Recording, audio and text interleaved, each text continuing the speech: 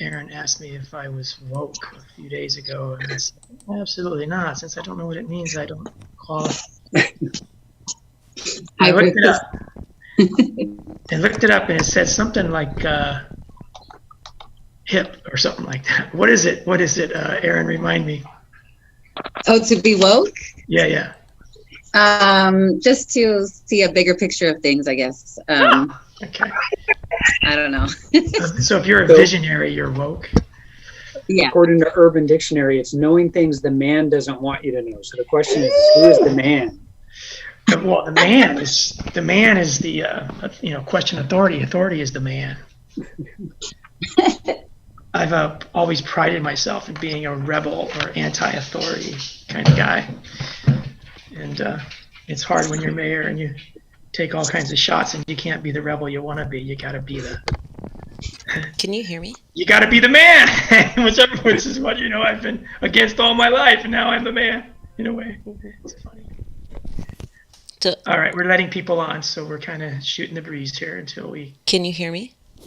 I can hear Audra Walton. She has a beautiful voice. Yay, this is the first time.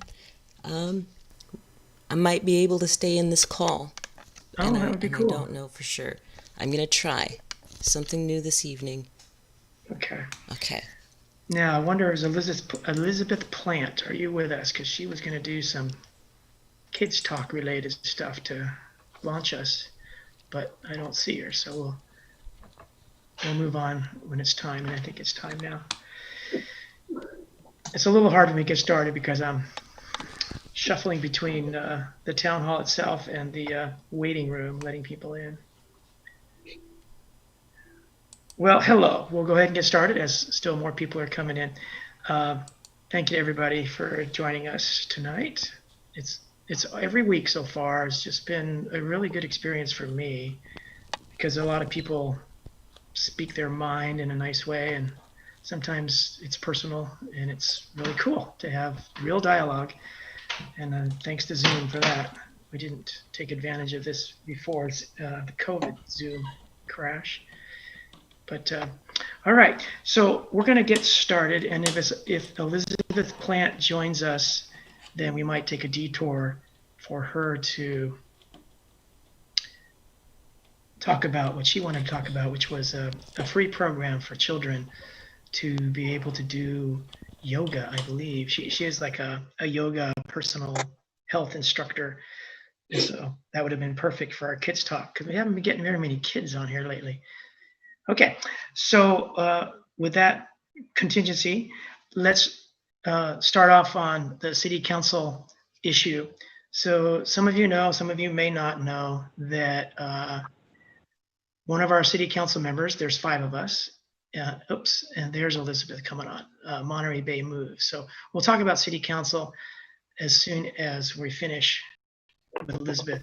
So Elizabeth, you're connecting now, and as soon as you're in, we will let you take over our kids talk with issues that you have to talk about, one issue that relates to children. So let's unmute you, and you've got the floor, Elizabeth Plant. Thanks for joining us. Hi, everyone. My name is Elizabeth Plant. I am the owner at Monterey Bay Moves. You might have seen either on Facebook or Nextdoor that we are starting as of Monday next week. We're starting a kids exercise sessions every day, 11:30 to 12 on Zoom. It will be free for all Marina kids. This came out of a need that it was apparent from parents saying they need their kids to do exercise, to move, to do something, to get their energy out. So I put together a team of educators and yoga instructors that will do kids yoga, mini boot camp for kids, have games that they can do and go and get stuff around the house so that they move and they get their exercise in, regardless of what their plans are with school, homeschooling, whatever is the situation. So the situation is you just need to sign in through the link that I'll provide. I'm in my car right now. I just finished a workout. When I get home, I'll share a link for your family to sign in, just so you get the weekly updates with the Zoom links. And if your family can help sponsor one of the weeks, your family or your business wants to help sponsor, This is free for all kids, but we still have to pay our staff. So we really appreciate all the help that we can get to get this program. It's a pilot program for now, and we hope to make it a permanent one for Marina. Cool. So who, what, when, where, why? So first of all, where you meet on Zoom, and you do so every week or every day? Every day, Monday through Friday. It will all be in the link. I'm gonna get home, share the link. There's a page with all the details. It will be every day, Monday through Friday, 11:30 a.m. to 12. It's a 30-minute just to get their energy out while you guys are cooking or making lunch, and this way they're kind of out of the way too. Okay. So after you get home, if you want to come back on and share your link, then that'll be a little bit of a jump start, and then people can connect to you via email, etc. Absolutely. Elizabeth Plant, thank you very much for offering this. How is it going? I heard you were going to do some adult yoga classes at Lock Patton Park. How did that go? Actually, I wish, okay, right here, I don't know if I can flip it, but we right now have a yoga session happening at, this is at East Garrison.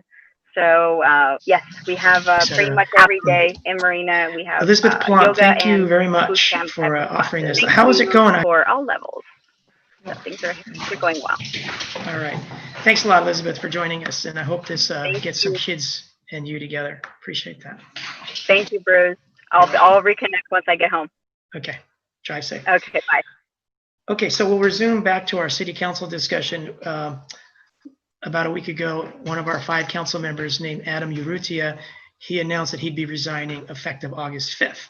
So he hasn't tendered his resignation officially in writing, which has to happen before a 40-day clock starts. So as soon as that day that he says he is effectively resigned, which will probably be August 5th, then the council has 40 days, within which time they have to appoint his replacement.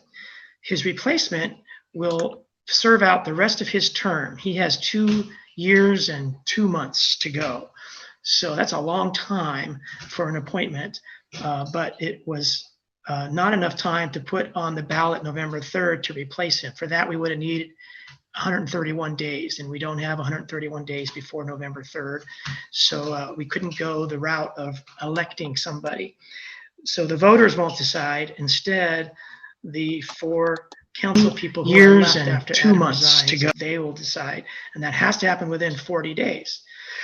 So anybody who's a registered voter and actually lives in Marina can be a city council person without having to campaign, without having to spend any money, which is usually the big drawbacks that keep a lot of people from even trying. And so this is kind of like a golden opportunity. It doesn't come around very often for someone to join city council by submitting an application. I think that's the way it's going to go. There is also the low probability option that city council could just say, we don't want applications. We know who we want her, or we want him. That's okay. That's, I mean, I don't know if it's okay, but it's legal. But more likely, we're going to have applications, and then we're going to, have a public process to compare the people and talk about who we want, pros and cons. We don't even know what we're looking for in a city council person. We all have our personal opinions, but we haven't discussed it, so we don't know what the city council is going to be looking for in a candidate. Optional things might be fill a role on city council where there's a gap. For instance, we have no renters. We have no African Americans, no Pacific Islanders, no Koreans, Japanese. There's a lot of ethnicities that are not represented on city council. We happen not to have any Republicans. I'm a Green. We've got 4 Democrats. We don't have any Libertarians. So there's a lot of gaps. We don't have anybody over 80. We don't have anybody under 30. So tons of gaps that we might wish to find some diversity in any way that we think we're lacking, that we think might be important.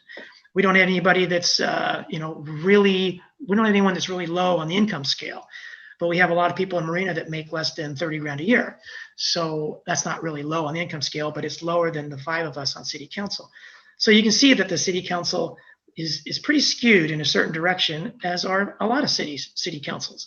as is our planning commission and our other commissions. And it's just kind of normal, but it doesn't mean that it has to be that way. And it doesn't mean that we need to change it. We can just let the people decide the normal traditional way of applying, and without looking at any of those gaps, we can just say, you seem to be the best qualified. You seem to be the most experienced. We've seen you around a lot, so we know you know the issues. And maybe that's where we stop. We look for an experienced, able person who's shown their ability by our recognition of them coming to city council meetings or being on planning commission or economic development commission, or somehow we know them and we like them. But it'll be a public process. So if the public wants us to fill a gap, we want someone who's a renter. If the public tells us overwhelmingly that they want someone who's a renter that can understand, renters' issues, then, that would hopefully influence us to look for someone who may be a renter. But without public input, 5 people, or in this case, 4 people, make decisions that the other 20,000 may or may not like, or may or may not appreciate. So as always, it's great if people get involved and let their thoughts be known. Okay, so the way we do these town halls is I open up a subject, and we have about 4 or 5 on the agenda tonight, and then we take it out to all of you. So does anyone have any questions or comments on replacing the vacant city council position? Just raise your hand via Zoom if you know how to do that. If you don't know how to do that, turn your video on and raise your hand like virtually, not virtually, but physically. Okay, let's go to Brian McCarthy and then Nathaniel Sawyer. Hey, thanks, Mr. Mayor. Hey, what I heard you say was that someone was likely to be appointed for 2 years. I have the city charter up, and I'm taking a look at it. And it says, it talks about being the council appointing someone within 40 days. But then what it says is, at the next general municipal election following any vacancy, a new council member shall be elected to serve for the remaining period of any unexpired term. So to me, and I know there's a lot that I don't know, and probably the council doesn't know yet until they speak with their city attorney, but it sounds like 2 people over the next 2 years are almost guaranteed to be appointed, unless that person is the same person. Yeah, I don't understand. I thought the next general election would be 2022. Is there something I'm missing there? Yeah, I would have assumed it would have been 2021 for the next municipal election, but I don't know. Right, but a general election, I think, happens every 2 years. And Adam had a term left. He had 2 years and 2 months. And so whoever replaces him, my understanding is they will finish his term, which was that length of time. Okay.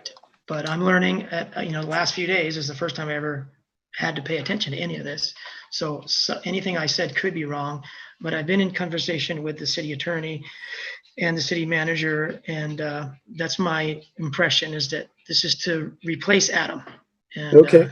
Yeah, but we'll find out the details, and maybe we'll find out some new stuff after tonight. Okay. Let's see. Someone says, Kim Stemler says, you have a renter. Lisa's a renter. She lives in my neighborhood and rents her home. I did not know that. So Lisa Berkeley, a council member, is a renter. So that's not so much a gap as I thought. Now you might say, well, we want 2 renters because 60% of the people in Marina rents, and you've only got 20% on your council. So, whatever your opinion might be, it's valid. Okay, let's go to, go ahead, Nathaniel. Good evening, everyone. Don't tell my wife I'm still at work. I wanted to talk about, actually, I'm glad the first person asked their question, because I was on the phone for a minute and at work doing some work things, and I didn't really get to hear the beginning. But it's kind of unfair a little bit with the 2 candidates that are running, Christina Medina and Kathy Biala, because in my opinion, these 2 ladies, they're running right now to be on the city council, and how I would love to see one of my community members in Marina fill that seat for Adam Ureta. It's I don't know, like, I know that there's a process and they're running against someone, but it's just a little bit, it's like we have these 2 individuals that are fighting tooth and nail to get on that seat. And in a perfect world, I would love to see one of them in that seat. But again, that's just it may be ill to say that, because there's a lot of amazing people in the city of Marina that could fill Adam Ureta's spot. But I wanted to bring those two queens up. Thank you. Yeah, thank you. So Nathaniel, I guess good news is that they could apply if they want. If they applied for this open position to replace Adam, they would have to figure out what they're doing with their own campaigns. They could bow out of their campaigns, but the timing is such that it would be taking a chance, because if they bowed out of their campaign and they didn't get selected, then they wouldn't have anything, right? So bird in the hand or whatever. So that nothing stops them from applying. It just opens up ramifications that they need to consider. But it's not excluding them. If they want to apply, they can do so. Every registered voter can. And if they're not registered today, as long as the person is registered by the time the applications are solicited, then you're a registered voter. Some people have died and they're still on the voter roll. Some people have moved away and they still show as being Marina residents, but they don't actually live in Marina. So A, you got to be a registered voter in Marina, and B, you actually have to live in Marina. And that's true for most registered voters, but there's a lot of people in Marina that aren't registered, and they have time if they want to get registered and submit their application as soon as the city asks for it, then they could be considered to replace Adam on city council. Okay, we're going to close that out because I don't see any other hands up. And thank you for those of you that chimed in there. The next thing we're going to do is share my screen to go to school. And I'm not great at sharing my screen, but I'm learning.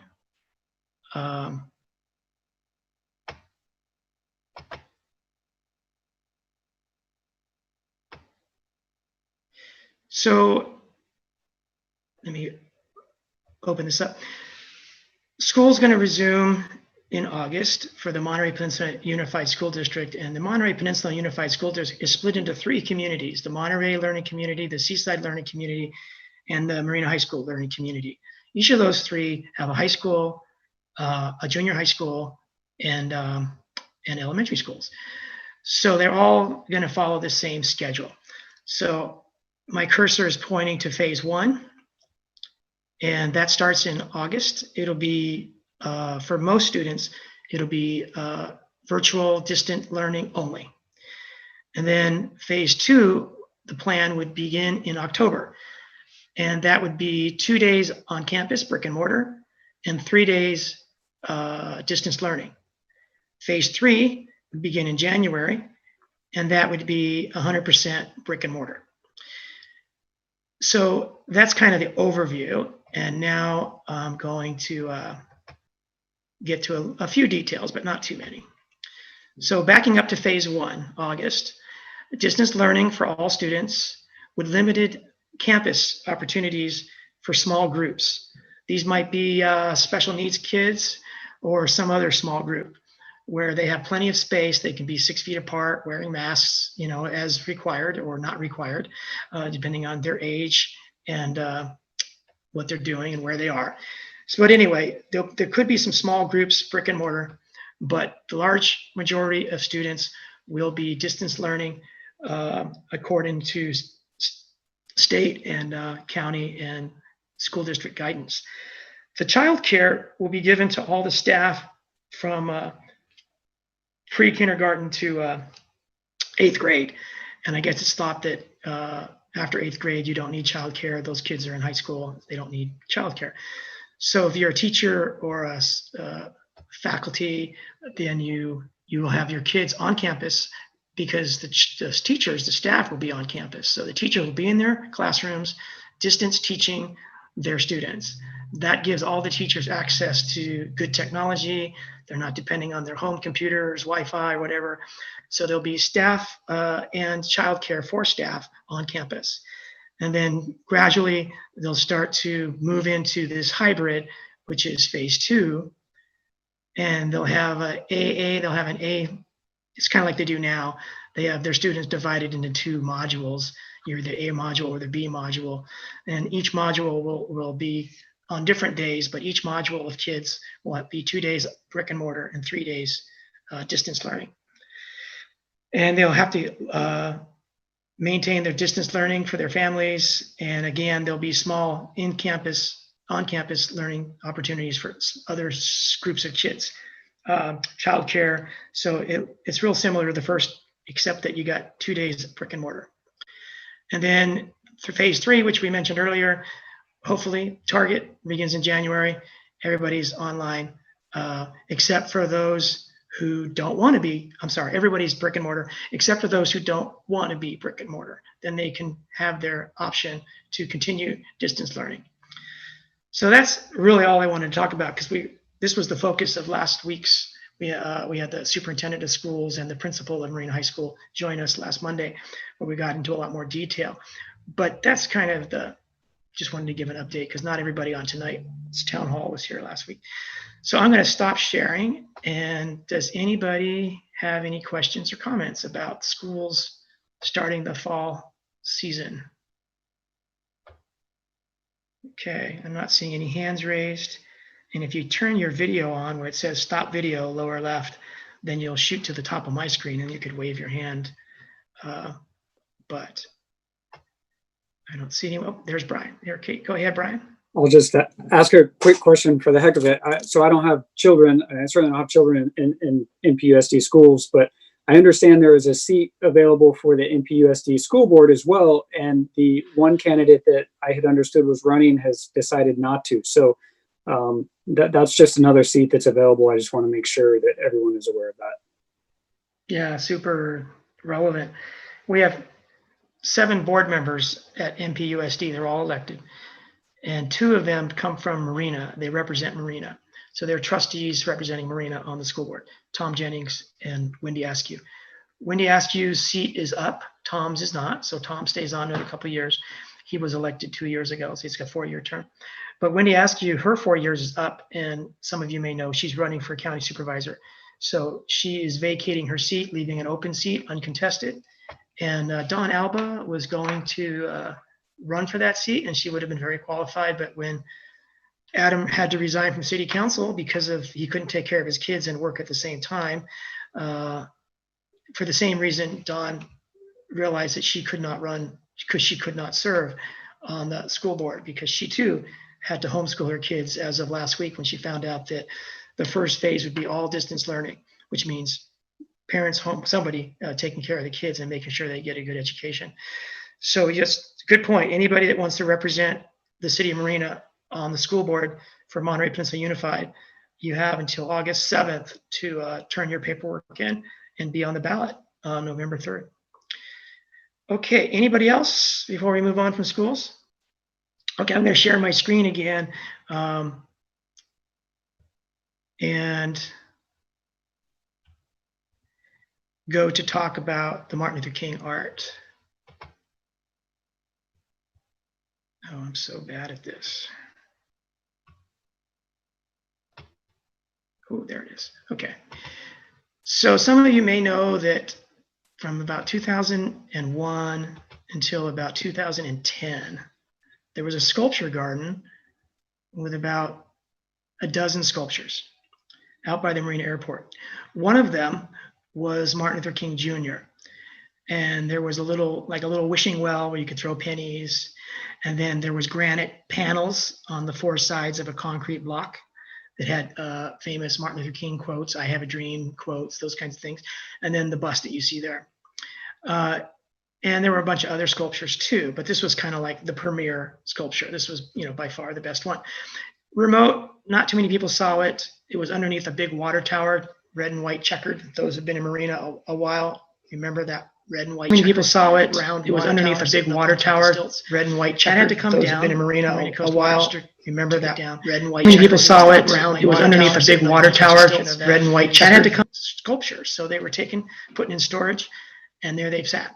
So this down here is a picture of the Martin Luther King Jr. bust laying on its side.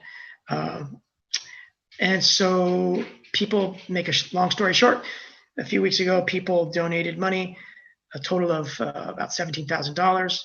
About $2,000 is going to be used to get this back to the original artist, Barrington McLean, who was the first African-American instructor at Cabrillo College back in the day, now in his early 80s, really nice guy. and he's going to refurbish this, get it ready for display. One of these granite panels is in pieces because it's been moved a few times, and they're really heavy, and they're, it's like, you drop it, it's going to break. It's a long piece of granite that's not very stable when you drop it. So that panel has to be replaced with a new panel of black granite inscribed with the quotes. And so right now the art's being readied for a display, and where it's going to go, it's up to, I guess, everybody. Maybe it'll go out by the library somewhere. Maybe it'll go to Vince DiMaggio Park. Maybe it'll go out near the dunes somewhere, which I doubt, but that's what some people are suggesting. So we'll consider that. So anybody that has ideas about where it should go and whether it should be a standalone or whether it should be part of a expanded sculpture garden. Do you want it in a busy place? It's high visibility. Do you want it in a solitary nature-like place where you can reflect and not be around a lot of busyness? There's just different ways of looking at it. And so we'll have different opinions. But the family who spent $25,000 to commission it, to have it created by Barrington McNeil, they are the Page family. And they used to own the Page Security down at the old post office across the street from 7-Eleven, right next door to the police station. Anyway, that family still lives in Marina, and they said they've always wanted it to be near the library somewhere. So, is the Vince DiMaggio Park close enough? Is Loch Patton close enough? Does it have to be in front of the library? It's proper. We'll find that out. We don't really know the details of the family's preference, but the family's preference does matter because we do want to respect sort of the history of this art. So it's really cool that the original artist is going to be the one to refurbish it. And so I'm sure we'll have him at the ribbon cutting, whatever, celebration, whatever you want to call it. All right, so that's kind of it on the art. So it's anybody that wants to talk about the art, let's go to you, Nathaniel, and then anybody else. I think that the family's preference is respectable. I think because they are the original creators of it. But I also think that it would show some symbolism in Vince DiMaggio Park, because we've had a lot of BLM protests and rallies at that location recently, and I think that would be a great spot just because of all the people that have rallied there to want change, to fight for change. The people that know about what's been going on over there. But also, that's just my 2 cents. I think that the families, they should get first say because they created it, and I think that would be a perfect spot where the library is. All right. Okay. Thanks, Nate. Anybody else want to chime in on this, or just wave your hand if I can see your video? Okay, Deanna, let's unmute you. Hi. I'm just wondering about just future input on this. How do we kind of stay updated with, when it's going to be on the agenda at the city council again, or if some commission is going to take it up, and stay on top of, what's the conversation about it? Yeah, good question. Thanks, Deanna. So it's not expected to come back to city council until it's like close to being decided. What's expected is that the Recreation and Cultural Services Commission, which has been mothballed since COVID, along with all the other commissions except for Planning Commission.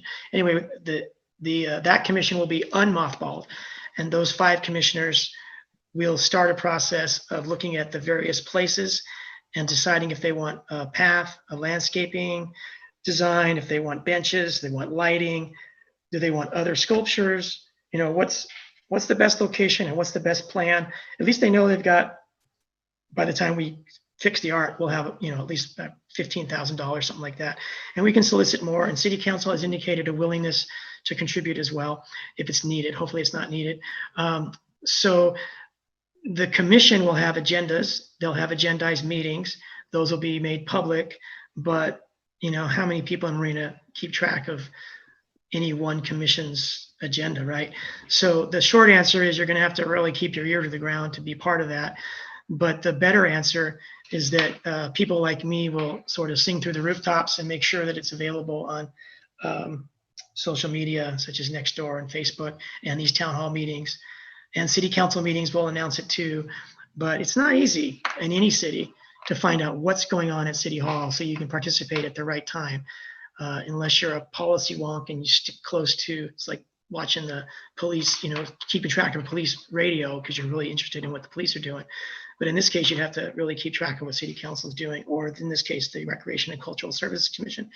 One interesting thing is that one of the commissioners is the daughter of Leonard Page, whose family paid the $25,000. So it's kind of coincidental that 20 years later, the daughter is on the commission that will be deliberating about where to put that Martin Luther King art once it's ready to go. Okay, we'll go to Christina, and then Jeff, and then Gino. Hi, Christina? all.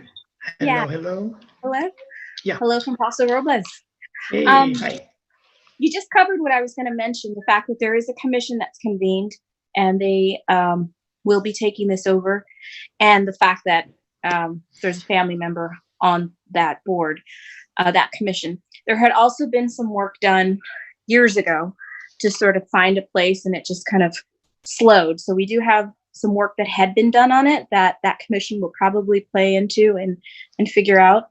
And then as president, or I'm no longer president of the Friends of Marina Library, but before my presidency was up in June, I mentioned it to our board, and everybody seemed to be pretty interested in that. So for the perspective of the Friends, we seem to have been open to assisting or bringing it back at another time. But everything you just covered with the commission, and the fact that it's in recess right now per order of the governor, and secondly, that we have a family representative on the board, I think we'll be hopefully as soon as possible moving it forward. Thanks, Christina. Nothing ever moves as fast as most people would want. We would have thought by now, being almost a month later, we would have unmothballed that commission and they'd have a plan. And they have not been unmothballed yet.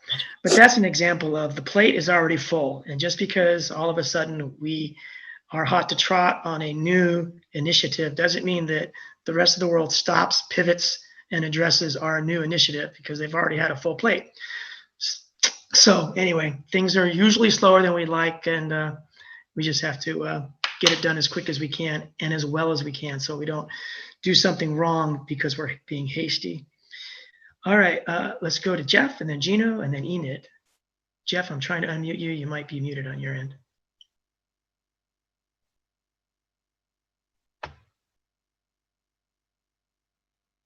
I could unmute. Can you hear me? Yes, good evening, Jeff. Hi. Thanks for your town halls. They're always fun to listen to. Anyway, I've been called many things in my many years, but I've been called a moth. But since I am on the Recreation Commission, Cool. let's get the moths out and let's get that commission rolling. Great. Because it's such a timely thing, and it's something that just needs to get done. The pictures I've seen are beautiful. The time is right in this country that we get it done. So I am ready to get that group together and let's move forward as quick as possible. Well, thank you, Jeff, and feel free. You as a citizen have every right to call other commissioners, start visiting the places that have been suggested or places you think would be correct. Invite another commissioner to go with you. Bulldog this. Poke those of us at City Hall to move faster if they're not moving fast enough. But so what I'll do is I'll get a hold of Terry, and we'll get all the commissioners together, and we need to move on this. It's been too many weeks. Yep. Yeah. Well, I think coming from the commissioners themselves, that's going to make things get started. And good luck becoming a moth. It sounds like you're gonna metamorphose into a commissioner again. Thanks, Bruce. I forgot you're on the commission. I think that's so cool. That's really cool. Thanks. Yeah. Okay. All right, Gino. I'll try to unmute you. Go for it. All right. Can you guys hear me okay? Yeah. Good evening. Awesome. Good evening, everybody. Good to see everybody. I just somebody made a comment just a few minutes ago about how can the public be made aware of what the updates are and stuff like that. I just want to remind everybody that the Marina Chamber website has been set up so that it can be a news publishing place for the whole community. We don't just publish our events but we publish everybody's events who wants their announcements to be made. So if that's an option for the city or the organizers who are kind of planning all this stuff, just know that the Marina Chamber website, we post articles for companies, businesses, and all that in the city. Anybody that has an announcement to be made, you can publish it there, and you can actually go in there and submit your article there. And so maybe that's an opportunity for us to have a central place to be made aware of what's going on with the statue, the bust, where it's going to go, and just to put news out there for the public. And I just wanted to bring that up. That's all. That's great. Thank you, Gino. You bet. All right. Enid.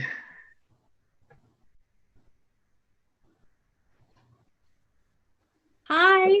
Hello, hello. I just wanted to let you know I started working on just the preliminary draft of the federal grant that CSUMB is interested in collaborating with the city on for the arts park. And I sent you just a brief draft, but for whenever it wants to go on to city council, just to get so they know that we're talking about it. And of course, it's all dependent on what everyone decides, but the School of Business and some of the rest of us are looking forward to working with the city to try and create a culture, history, arts park. Right on. And yeah, so we're getting started. It's going to take a year. All right. So what's the, if it goes the way you want, what will be the final product? If it goes the way everybody wants, we would get a grant, like an Our Town grant that would give us funding for planning. And the planning would have to be engaging the whole community and finding out what people imagine and envision for a cultural arts central outdoor park in Marina. And then there would be like another phase that would be implementation funding to actually build it. And it would be kind of a continuous feedback style where it's always kind of changing in relation to what the community is saying that they would like. And so the reason the School of Business is involved is this idea. It's also really good for small businesses to have a kind of vibrant arts thing happening in the city. I'm excited about it being a way for children to kind of be immersed in a creative environment and learn about all the cultures of our community. All right. So the benefit of art and multicultural art is pretty obvious, but what's not obvious is that you're saying that art equals economy. There's a connection there. Yeah. So, and I'm not an expert in that. The other thing that is written into the language is a sense of place that also relates to the environment, where there's a lot of plant remediation projects happening in Marina and kind of resensitization to the actual environment. So looking at both those things together. I think it's, even from my own experience, just when you have kind of a central arts happening spot where people can perform music, where people can do interactive murals or do kind of interactive theater projects, that brings people out and they want to go and get something to eat or go, to a local bar or pick up something at the farmer's market and then head over to the park. So it just adds this other dimension that brings activity to whatever area, we're thinking. That's great, Enid. Thank you very much. And I hope I get off my thumbs and respond to your email about that as soon as possible. Take your time. Thank you very much. Thanks for joining us tonight. Okay, let's go to Kathy. Okay, am I okay? Yeah. So I just wanted to share just one comment from someone that I recently met who has been a long timer in Marina. And of all the locations for the MLK statue, she suggested something that I had not heard of and not thought of myself. And so it's not that I'm saying that I want it there, but just for, I guess, for Jeff, that the person was suggesting the MST, right near the MST in the post office, there's that strip of land that's sort of a natural garden. I don't know if that's city property or what, but she was suggesting that could be very well seen because it goes to the John Say Oaks Senior, and then we're going to have another a very tall building right across the street from that. And then we have the post office and the MST. So that it's a very highly visible place for the MLK statue.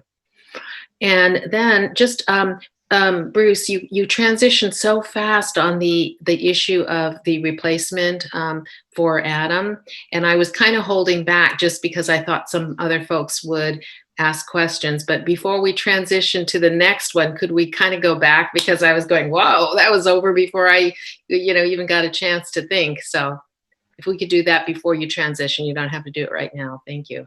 Okay. Yeah, it's just stay where you are. And regarding the Martin Luther King Jr. art being at the MST dirt lot, it's pretty well landscaped. That dirt lot is planned to be mixed use, so commercial, residential. MST owns it, Monterey Salinas Transit, and they have been very resistant to letting it have picnic tables or barbecue pits or whatever, because they don't want people to get to love it and then have to tell people they're going to bulldoze it and put up buildings. And so they've left it to be sort of non-human friendly on purpose, but that can change. And exactly where the art piece would go probably would be on the concrete somewhere because of that reason. I don't think they're suggesting that it go in the middle of that field, because that would be doing exactly opposite of what they wanted, which is leaving that aside for development. So putting a nice Martin Luther King art piece would be probably more beloved than the barbecue pit. So that would not be what they would want. And it's a really good example you bring up, because some people want that art to be in a reflective place, not near a busy place. Other people want it in a busy place that gets the most visibility. So, we'll be hearing both of those sentiments. And I have a feeling that the sentiment of reflection, and not so remote as the airport was, where it used to be, but remote enough that you don't have cars whizzing by and you can kind of get into the experience of what Martin Luther King Jr. stands for without horns and exhaust and buses coming and going. But anyway, I'm not saying which way is right. I've just heard both perspectives. And Councilmember Frank O'Connell is trying the MST route. So he had a meeting, I think a board meeting last week, I think it was, and they were going to discuss putting it at the MST station, kind of a shortcut version of not having to unmothball the Recreation and Cultural Services Commission, but just getting to it. Let's get her done. There's a good place. Let's put it in and move on. And that would be making short use of the time. So that is an option. Okay, we'll keep your hand up, Kathy, and we'll go to the iPhone person, and I'll unmute you on your iPhone to talk about the Martin Luther King art. Someone who says iPhone, go ahead. Whoever's got the iPhone.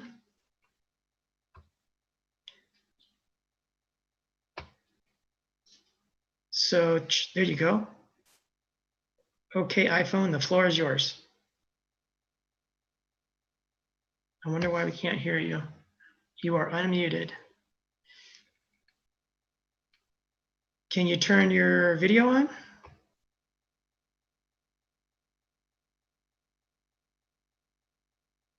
Okay. Well, we've got enough people waiting, iPhone, that we probably should move on. So iPhone, I'm going to lower your hand, and if you still want to speak, raise your hand.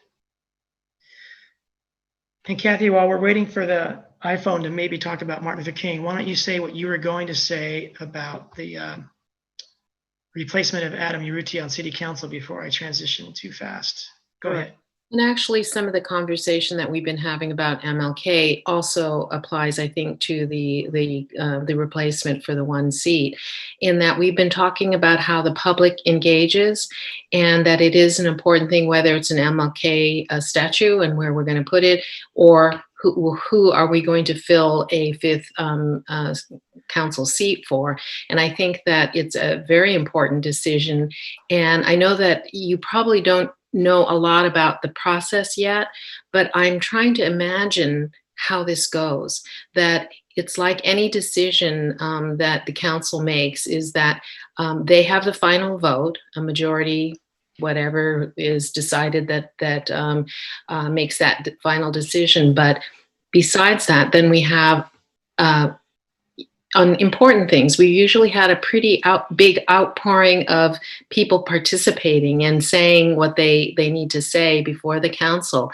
And is that kind of how we envision it might happen? Is that there's a collection of applicants, and then I presume, just like in a meeting, the candidates come to the podium and speak about their qualifications, and then the public has a chance to weigh in about their favorite candidate, and then the vote. Is that kind of how you see this going? Well, the details are not prescribed, except that the council appoints. And so I would guess it would be similar to applying for a commission, where you fill out an application, you have an interview. In this case, the interview might be public or it might be private. And in addition to the interview, there might be, everybody gets 4 minutes to talk about why they're applying, why they're applying for city council. And then the public would have comment, and then the council would make their decision. So it'll be something like that, but the exact process and details won't be known until we probably will have a special meeting, because it'll probably take about an hour, or hour and a half to discuss this.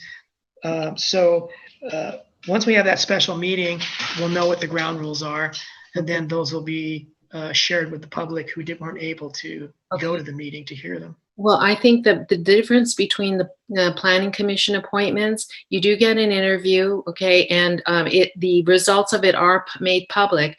However, there is no public input on that. I don't believe it's never been. So this is a much different level of importance, I think. So, I would hope that we do get public participation in it. Yeah, and we do get public participation on the planning commission, other commissions. It's on the agenda, and so it's open to public comment. And sometimes public comment is contentious. This person wasn't picked, but this other person was, and this other person that was picked had a lower score, so that person with a higher score should have been picked. So we do have a public discussion at times when the public wants to discuss it, but it's always on our agenda, and no commissioner has ever been appointed without a public process open to public comment. It's just that usually people don't. I know. The 2 times I've done it, that's why I don't remember public participation, because it was just like an announcement almost. So, okay, thank you. Sure. Not to say there will be public comment, but that'll be prescribed when we meet. All right, iPhone, you're back on. Go ahead. So iPhone, you're unmuted. We should be able to hear you. And I'm asking you if you want to share your video. That won't help your audio, but at least we'll see who you are. But we're not hearing your audio, iPhone, I mean. Okay, now you're unmuted. Go ahead. So you must be having trouble with the technology using an iPhone. I know Audra Walton sometimes has that sort of a thing, so she has to get on her computer. So it's not working out for you, iPhone. So if you can connect via your computer, that might be the only way we get to talk tonight. I'll leave your hand up, but I want to move back to, if you all want to go to the chat box or not, Elizabeth Plant has put up the information she said she would for the families to sign up for Marina Kids Move program. And it's 11:30 a.m. Daily. Kids yoga, boot camp, physical exercise games, Monday through Friday, certified yoga instructors, educators, and occupational therapists, ages 6 to 12. It's free. You can sign up, and she gives the link to sign up. And they're making the program free for all the kids, but they're looking for a few sponsors, either a family or a business to sponsor, and direct message her. Please DM. What does DM mean? I think it means direct message, if you can help in any way. So we'll share this link in public, but for now, that's there for everyone to see on the chat box. And I hope that you do get some sponsors. Elizabeth, how much is it to sponsor a child? Is it 200 or 500? What kind of amounts are you looking for if someone wanted to be a sponsor? I don't know if she's with us. Yeah, I'm not sure she's with us. Anyway, I think it's in a couple hundreds, I think. Oh, there she is. Sorry. Go ahead, Elizabeth. Now you're muted. Go ahead. Now you can hear you. Awesome. It's 440 for all kids. So we're not doing a per kid thing. As long as we can cover our instructors' salaries, that's it. So it's 440 for 1 week for all the kids for cool. everyone. So you sponsor a week for all the participants. Exactly. That's awesome. Totally awesome. All right. Can you all see this chat box? No, they can't see it. It's in private. Yeah, allow participants to chat. It's checked off on the security thing. So I don't know why. But anyway, okay. So we're going to move on from Martin Luther King Jr. Art to the CAHOOTS program. And so I am going to share my screen. And like I said, I'm not so great at this. Here we go. Okay, so some of you heard the word CAHOOTS used a lot. You know, we're in CAHOOTS with these people or CAHOOTS with that people. CAHOOTS is spelled CAHOOTS and stands for Crisis Assistance. That's the CA part. And then it's helping out on the streets. And they thought it was kind of fun because it meant that they were in cahoots with the police in helping people. That's what they called it in Eugene, Oregon and Springfield, Oregon. But the more serious name that will be known moving forward is Mobile Crisis Intervention Services or Mobile Crisis Intervention Teams. It's a first responder service.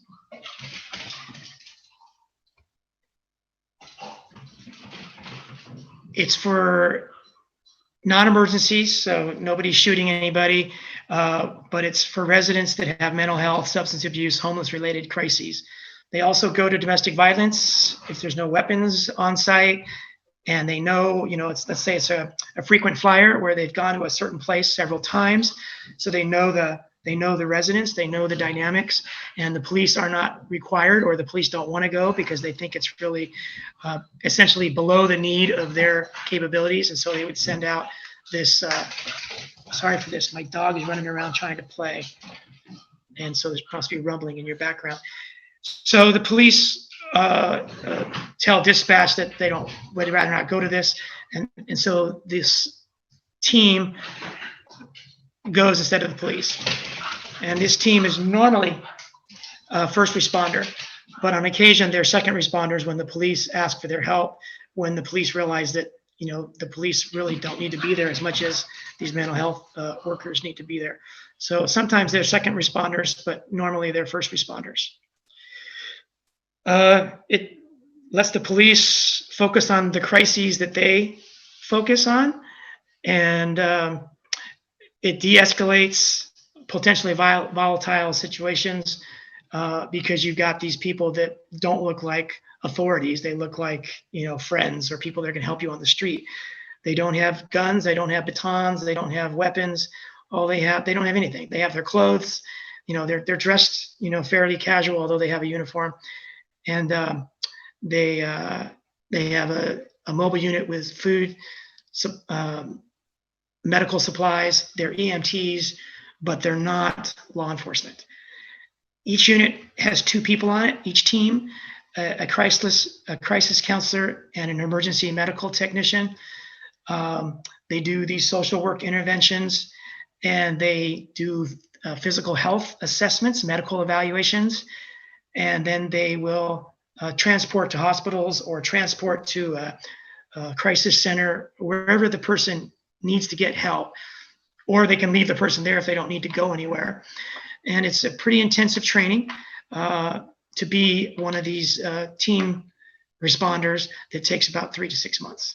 And a lot of people don't make it through, so training is very expensive. So they like to try to keep people on as long as they can because it's not easy to get people on, which is similar to police and firefighters. You know, they go through the academies, and it takes a long time before a firefighter or a police officer is actually fully serving as an officer or a firefighter. So to call this service, anybody, including the police department and fire department, via 911. So anybody, you know, me, you, everybody can call 911, or they can call the non-emergency dispatch number. And the dispatch takes the request and they dispatch whoever they think should go. So the dispatcher has to be aware of the capabilities of this crisis intervention service and decide should they send police, fire, or this team, or some combination. But that's up to the dispatchers and the police and the firefighters to work that out in every community. If someone is worried that their loved one is not returning phone calls, or someone is sleeping in the park in the middle of the day or at night whenever they're not supposed to be, or there's suicidal potential,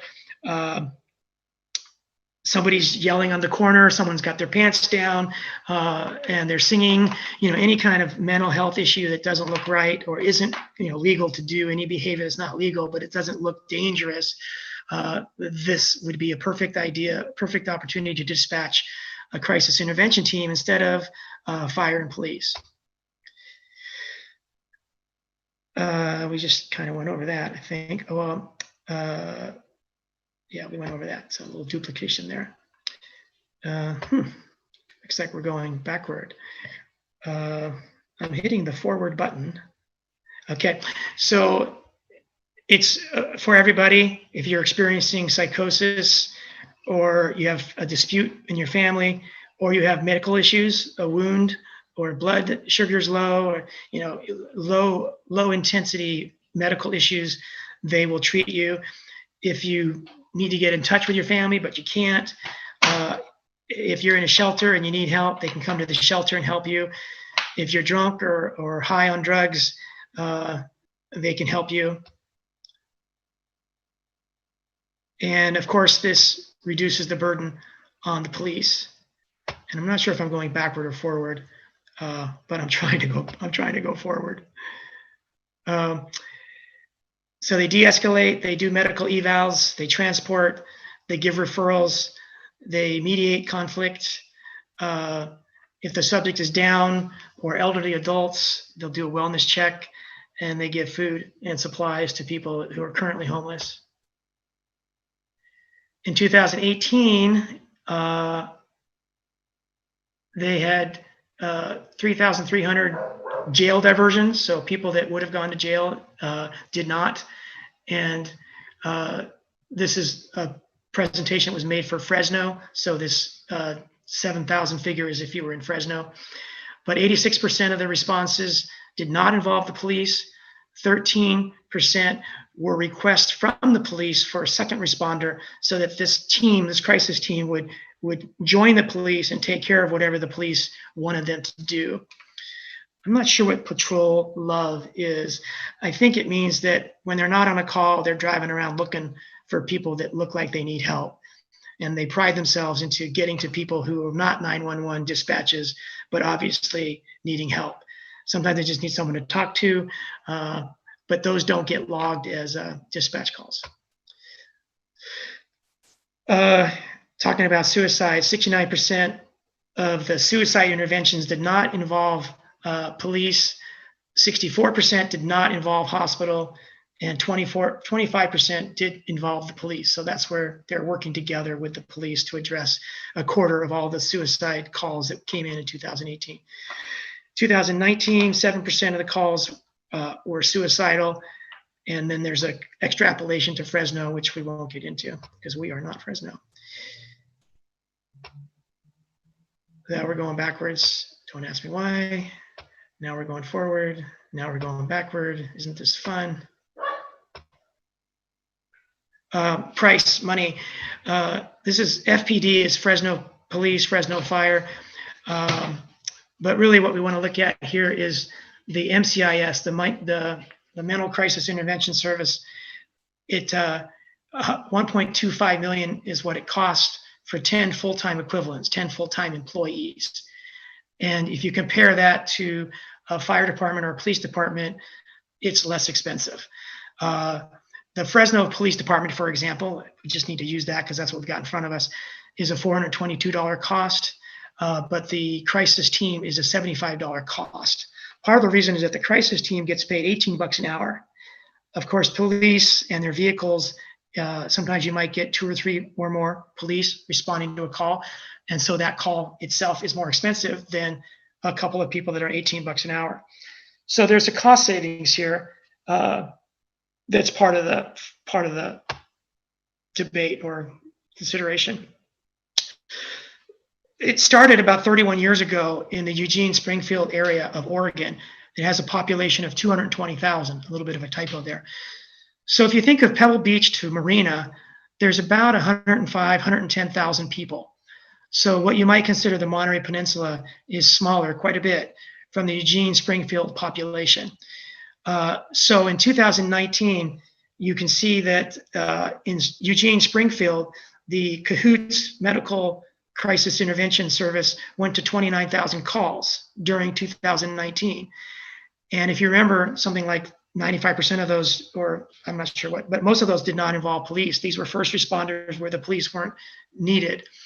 And so in just Eugene, it was 22,000. And in Springfield next door, 2 cities that are joined at the hip, it was just under 7,000.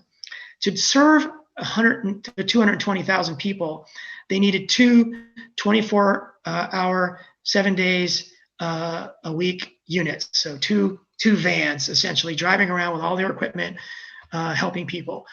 And so for those 2 fully contained units, it was, I think it was 2.1 million, but we might get to that. And it says here, less than 1% required the police. And the percent that did require police, it was the police asking for their assistance. It wasn't that the crisis team went first, turned out to be more than they can handle, so they called the police as second responders. It was the other way around. I don't know, we need to go into this, but the 1,400 medical crisis team responses compared to these 2 numbers here, 2,775, that doesn't really add up. So I don't know what those numbers are. Now I think we're going backwards. No, we're going forward again. No, we're going backwards. Okay, hang with me here.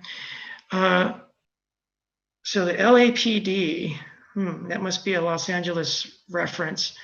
It's $1,000 in Los Angeles, whether they go to an active shooter response or somebody sleeping in a park.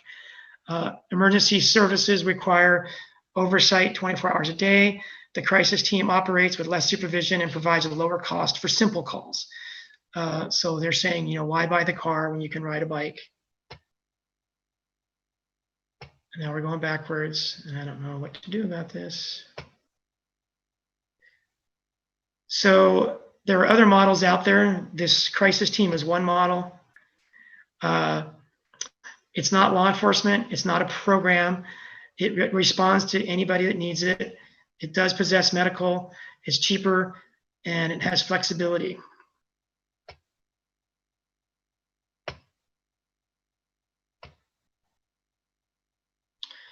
This is a case study. You can't probably read it. I don't know. It talks about West Hollywood encountered a 65-year-old man who was living on the streets. The family members had died over the previous year. He was evicted from his apartment where he'd lived for more than 30 years. The deputy registered the mental evaluation team, the deputy requested the crisis intervention team to respond, and they provided resources and assistance.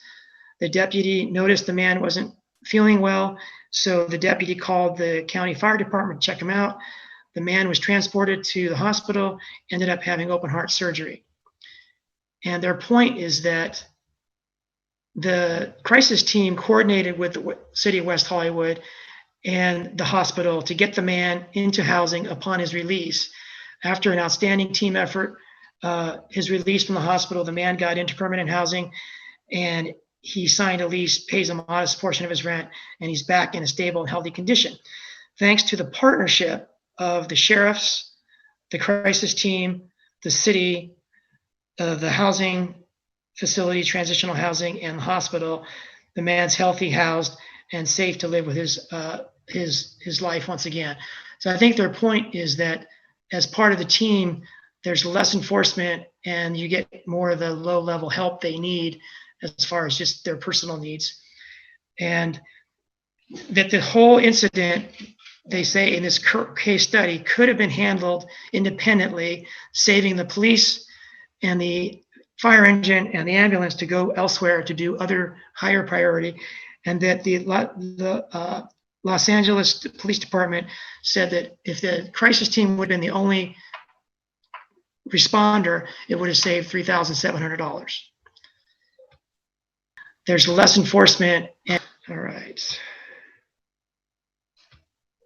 Oops, I probably shouldn't have skipped that, but let's go back. Sorry about these repeats. So I think that's basically it. Whoops, that was a good one. I think this will be the last one.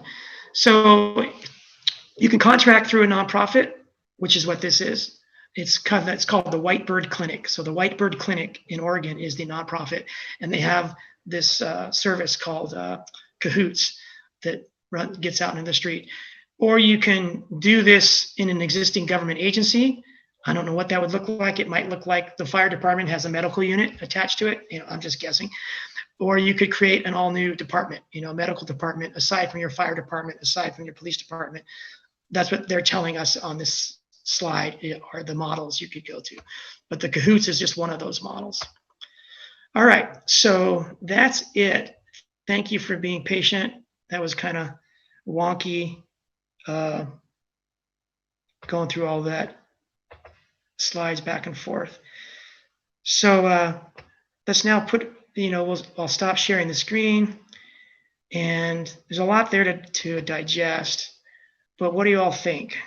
Questions, comments? I'm probably not too good with questions because I'm learning like all of you are learning, but what do you all think? Go ahead and raise your hand or do it, on your video I'm watching.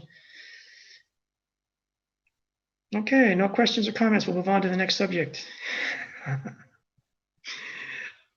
Anybody want to speak to this? We got 38 people. You're all biting your lip.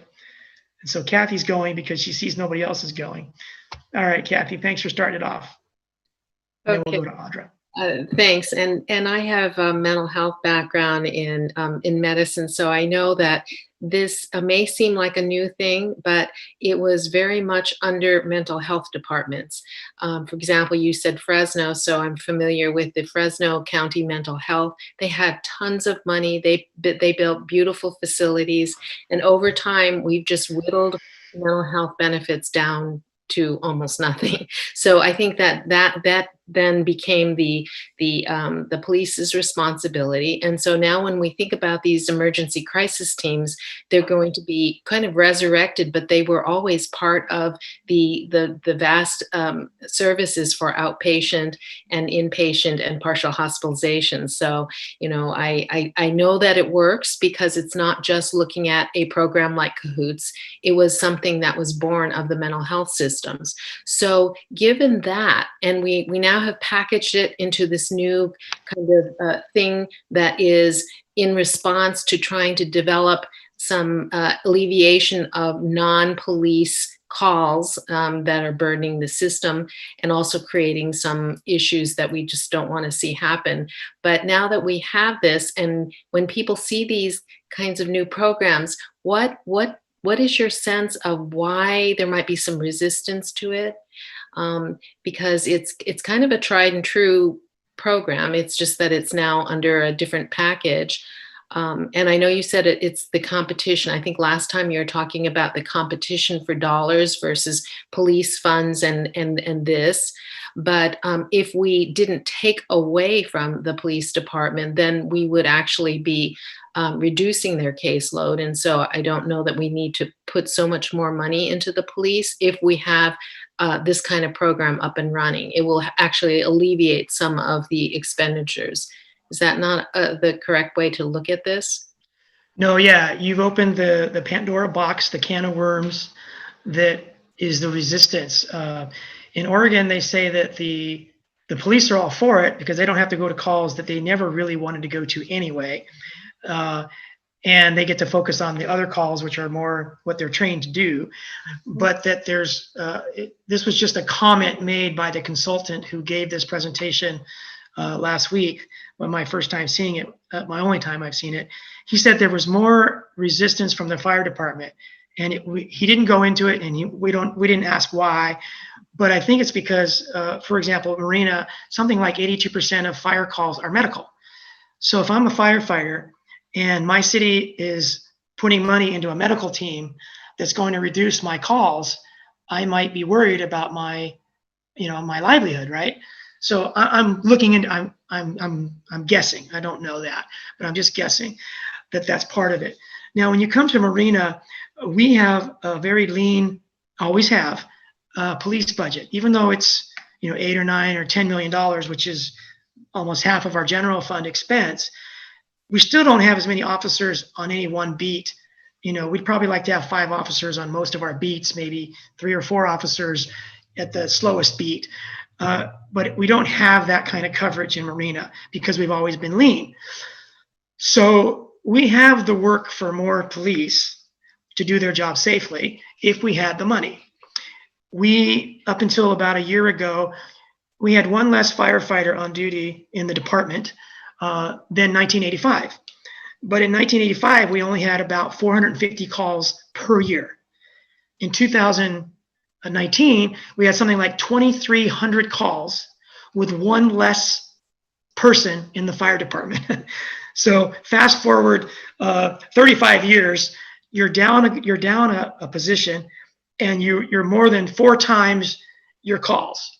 So obviously our fire department was burnt out probably long ago as far as the call volume, and it really wasn't safe. But we never thought we could really afford to do what we did last year. We got a bunch of new revenue last year, or the year before, started coming in last year. So we were able to hire 4 new firefighters. So we now have what they call a second engine company out at the airport. And Ron Dunlap told us last Monday's town hall that there's only 2 people on that engine. The standards recommend 4 people on an engine. So we're lucky to get 4 at our main station. Normally we have 3. I know in the past we've had reserves that augment that, and sometimes bumps up to 4, but we're lucky when we have 4. We're just hanging on with 3, but at the airport we only have 2. So obviously we need more firefighters. And so if we have a lean police budget with a growing city, we're probably gonna need more police. We know we need more firefighters. And if we add this program, everything would work out if we had enough money for all 3 departments. If we don't have enough money for all 3 departments, then theoretically they're gonna be competing for the same dollars, right? And so that's where you would have city council resistance, public resistance, fire department resistance, police department resistance. There's going to be resistance to this idea if it means taking money that would otherwise be going to existing public safety. So I'm speculating on all of this because I'm still at that stage that all of you are at, where I'm learning the field really.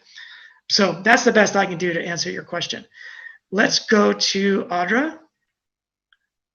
Go ahead, Audra. And anybody else that wants to raise their hand, please do so. Good evening, Audra. Good evening. Can you hear me? Yeah. Oh, yay! I did it. I'm going to walk away from my computer so I don't have an echo. So I wanted to thank you first, Mr. Mayor, for joining us on that CAHOOTS call the other week, or last week. The days do run together during COVID, don't they?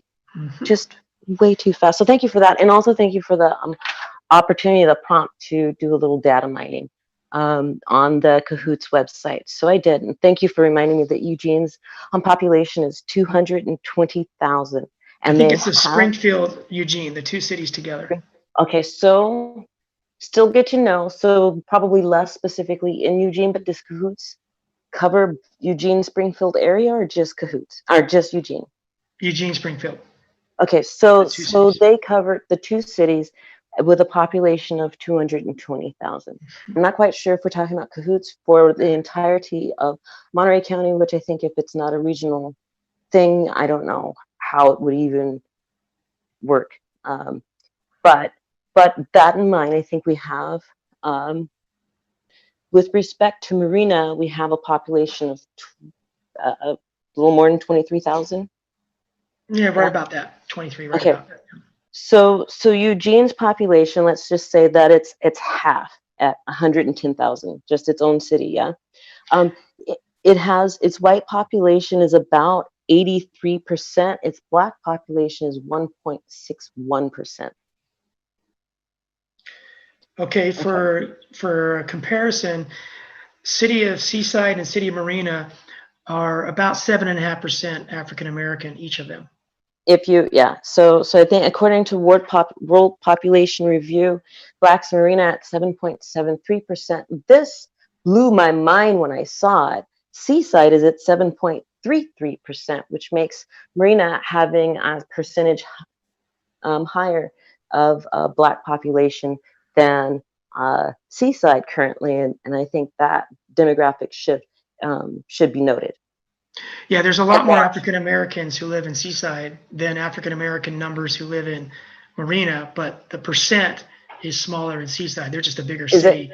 Okay, so it's something that I've got to figure out with respect to percentages. And yeah, so they have about 33,000 people in Seaside. So 33,000 times 7, and you could get that number pretty quick. Okay, yeah. All right. So I still want to note that the population of Black people in Marina is growing, and there is a shift because I'm watching it happening with my own little eyes, as gentrification happens and people come here, and then gentrification happens again and people leave from here. So we're watching that, and that's something that, with respect to programs like CAHOOTS and these other ones, what I'd like to know, and this is my question, no solutions this evening, just questions, if you don't mind. I'd like to know, and what I wasn't able to find in my data mining excavation was how those populations felt with respect to CAHOOTS coming in, how many, and taking some of those calls. How well did they service that 1.61% of the population? And if they had people that were volunteering with CAHOOTS that looked like that population that they were servicing, was there a way that they were targeting people that they were sending out on those calls, etc.? And I just don't know where to find that, or if you happen to have some of that information. Thank you. Yeah, thanks. So you saw on those slides, the few people they showed staff were white. And so I think that because you mentioned most of the people in Eugene are white, most of these crisis team staff are white. And they indicated that they were a very popular service because when they go up to a Black person or a white person who's in trouble, and that white person or Black person comes to realize that they're not going to get in trouble, that these people are actually just there to help, and they don't have the authority to get them in trouble. They like getting service from people who are just there to help. Their anxiety goes down, and I think that's partly why the help is successful, is because the patients, if you want to call it that, are less anxious, and they want the help. You know, they don't want to go to the hospital. They don't want to go to jail. They may not want to go to a mental health facility. They may just appreciate, the medication, their wound being treated, giving food, whatever they need, more than they might want to go somewhere. But if a policeman shows up and they have to go to the hospital and the policeman can't deal with it in another way, then they transport them, because the police have to make sure that they don't leave without the patient being safely cared for. So my impression is that it's a very popular program with the police and with the people that get served. And probably the public likes it up in Oregon because they save a lot of money. It was something like $2.1 million a year they spent in 2019, and they saved something like $12 million if the calls had all been responded to with the traditional public safety. They would have spent $12 million more. So it cost $2.1 million in the Eugene Springfield 2019, but it saved $12.5 million. So I think everybody, it's a win-win for everybody. That program has been going on for 31 years. So it wasn't response to Black Lives Matter. It was a 31-year running program as of this year. And it was established by voter ballot measure. So the voters voted it in, and ever since then, it's done well. So it's different than here because it would be a brand new program, and any new program is going to affect everything in place, and there's going to be some change and some resistance to change, and it may never happen here because maybe for some reason it's not appropriate for here. I don't know, but this is just the time to be thinking about it. If we can save money and have enough money for police and fire to safely do their job, maybe this is a way of saving money so that there's more money to give police and fire because we're not spending so much. Okay, so thank you, Audra. Anybody else? And if nobody else wants to raise their hand, I'm going to pick on Glenn Sales if he's still on here. Does that mean you let it so I can unmute me? Is it okay? Yeah, if you have anything else you want to say. Direct response. Yeah, I'm so fired up about this. So I'm pretty excited about this program and learning more about it. And with respect specifically to Black Lives Matter, because like you said, it wasn't created in response to Black Lives Matter. It was some years ago that it was created. So I'm saying, as I'm learning more about it, that's why I said I had just questions, not solutions this evening, with Black lives being centered with respect to this question and reimagining policing, as Lisa Berkeley likes to call it, or pause the calls, which is the popular hashtag of, right? And myself, I'd like to see the police abolished completely. And I'll leave that reasonings for a completely different conversation. But again, thank you so much for all the work that you're doing. I sure appreciate you and Kathy Biel and some of the other ones, and Nate. Have a good one. Okay, thank you, Audra. So completely abolishing the police department is like throwing a hand grenade into a town hall meeting or any meeting. It's a huge, that would just rock everybody's world. And when people talk about defunding the police, that term is extremely controversial. And some people mean it. They mean don't give the police a penny. And some people mean rearrange how we address what the police do so they're not going to some calls, and therefore take money out of their budget to help the community more in other ways. But in this case, so far that I'm looking at it, I'm hoping that we can have money spent so that we save future money, but we don't necessarily have to dip into anybody's existing budget. And I think we're still going to have to build our fire department. They can't be going to 2,200 calls with, basically similar number of people they had back in 1985 with 400 calls. So appreciate everyone's feedback or input and feedback, but really we're not talking about defunding the police tonight. We were talking about a crisis intervention team that goes to low risk medical calls that seems to have worked elsewhere. And the person that gave the presentation last week that I saw, he lives in Pasadena, and today he gave a presentation to Culver City. On July 24th, he gave a presentation to the city of Fresno. So he's basically, doing a roadshow with all the cities, because all the cities are in the same boat, where if they could do more with less money, or do the same with less money, they'd be into that. So Glenn Sales is not with us anymore. Otherwise, I would have enjoyed putting him on the spot in a way, because I know he's been around as a firefighter captain for a long time on the Marina Fire Department, and so he would have a lot to offer. Ron Dunlap, you're on, but we really put you on the spot last week. But Ron, if you or any other firefighters or any police officers who might be on right now, I don't know everybody who's on because sometimes it's just your phone number, please, raise your hand.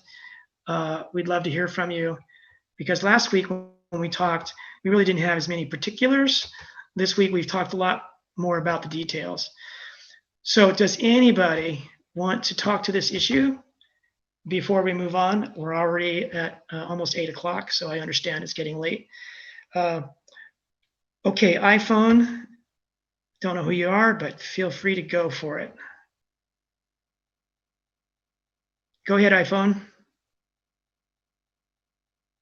Okay, Maria Tate, we're not having good luck with iPhone, but you've put your applause on and now you put your thumbs up on. So I want to put you on the spot, Maria. Hi. Hi. Sorry, I don't know how to raise my hand on there apparently on Zoom. So I had a quick question regarding the CAHOOTS. Is that something that we're looking at for just Marina possibly, or is that a county? wide thing. I think Maria, it would be highly unlikely that we would do it just for a little marina with 23,000 people. It would be so expensive, or it would be not expensive, but we'd only have it like 2 days a week or 1 day a week, which is an option to baby step into it. And that's kind of what we're doing with our second fire engine company. We're baby stepping into a full company, you know, two personnel on an engine, an engineer and a firefighter does not make a company, right? So it's a baby step in that direction, but we know that very soon we've got to augment that to make it a full company, similar to what we could do if we did not get regional cooperation. But it's my hope that we'll have regional cooperation. And I'm thinking that on August 7th is the next time all 12 mayors in Monterey County are getting together. And so we're hoping that they'll have a presentation on these medical crisis intervention teams. And so all the mayors can see what you all saw tonight or something very close to it, and start talking about the potential for regional. I didn't answer Audra's question earlier, Maria, but yours is kind of similar. I could see the Monterey Peninsula and maybe Salinas being the region. If you had 1 or 2 mobile units and one of them had to take off an hour south to King City, it wouldn't be very available if you had a back-to-back call being in the Monterey area. So at some point, the distance becomes a problem where I think you might need to sever the boundary of your region. But it makes a lot of sense from Pebble Beach to Marina, and maybe reaching out to Salinas as part of that same region, because that's pretty close. So what do you think, Maria, from what you've heard? Well, I do agree that Marina, it's kind of small to bring it in just for Marina, but I like the idea of it coming, and I like that if it could work out to be in our county, that'd be great, whether it's 2 units and one has boundaries, kind of like some of our patrol officers have boundaries that they work, you know, with exceptions if needed, of course. But I like the idea of it. Sounds good. Okay. So. All right. Thank you very much, Maria. And I want to give you a shout out. Maria's been involved with a lot of things in the community, as has her whole family. But I know her recently as being super involved with the Marina Youth Soccer Association, and that is herding cats and a lot of hours and a lot of snack stand sales just to get the kids on the field with a lot of business support. But thank you, Maria. I don't know if you're still involved, but it doesn't matter. You've done a lot for us already. Thank you. Okay. Thank you. Yeah, thank you. So let's go to iPhone, and then we'll go to Kim Stemler. Okay, I can see you, iPhone. We're getting closer to being able to hear you. You're not muted, so you should be good to go. Okay, we lost iPhone. All right, so now let's go to Kim Stemler. Let me try the iPhone one more time. Okay, I've just unmuted you, iPhone, but yeah, we can't hear you, doggone it. All right, so we're gonna go to Kim Stemler, and maybe you can channel iPhone's energy. Okay, can you hear me? Yes. Thank you. I wanted to agree with Kathy's very early on comment. This is something we've done in the community. I did the Prop 68 strategic planning for mental health a long time ago.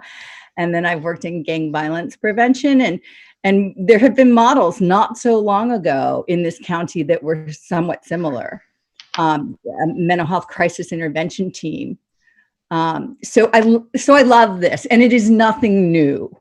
And I think it is critical. And the one thing I would be looking at and asking both fire and police to do is pulling their data on what the calls are, when they're coming in, what the types of calls are, because that will inform a lot.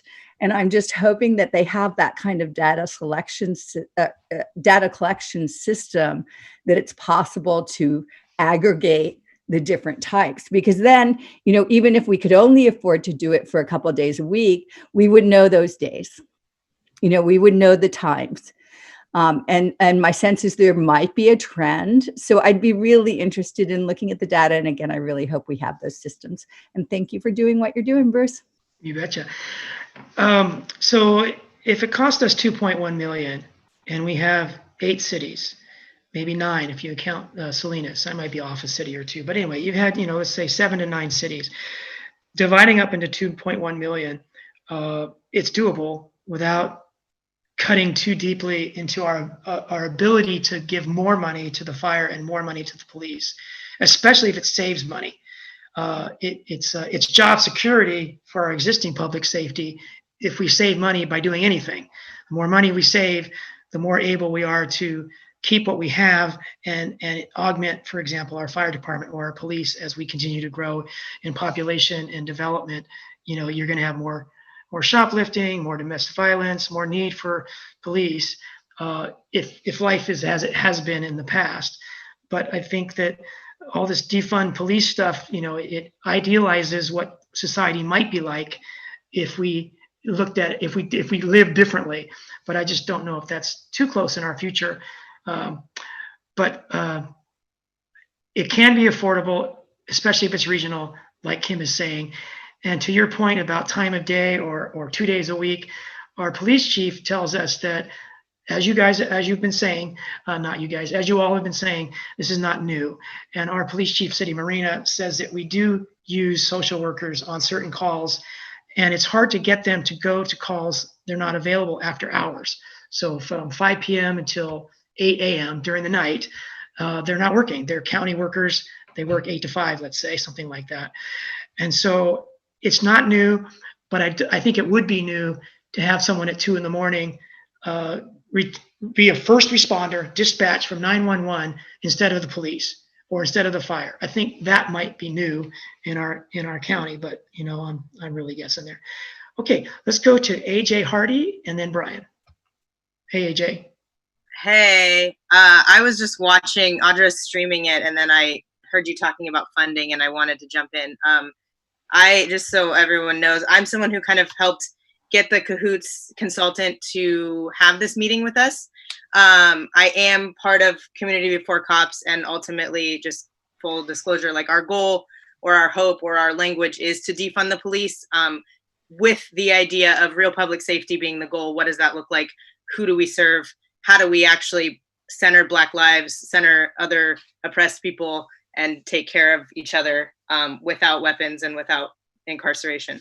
But to go back to the funding idea, I just wanted to put out there, because I don't have another way, Bruce, to talk to you or to propose it. And I don't know if people in this Zoom chat actually have more connections than I do. But one thing that was proposed from another person, Joe, who was on the original CAHOOTS call, is that we try to get funding from, sorry, I'm trying to look at my notes, funding from the Community Foundation as seed money, and maybe talk to Robin McCrae and the Community Human Services group about, because they're a 501c3, about being our fiscal sponsor or the fiscal sponsor to kind of help initiate this program, because they do similar work within the community. And I think, I believe Community Human Services is part of the joint, what's that? There's like a joint JPA, what is it? I don't know that, yeah.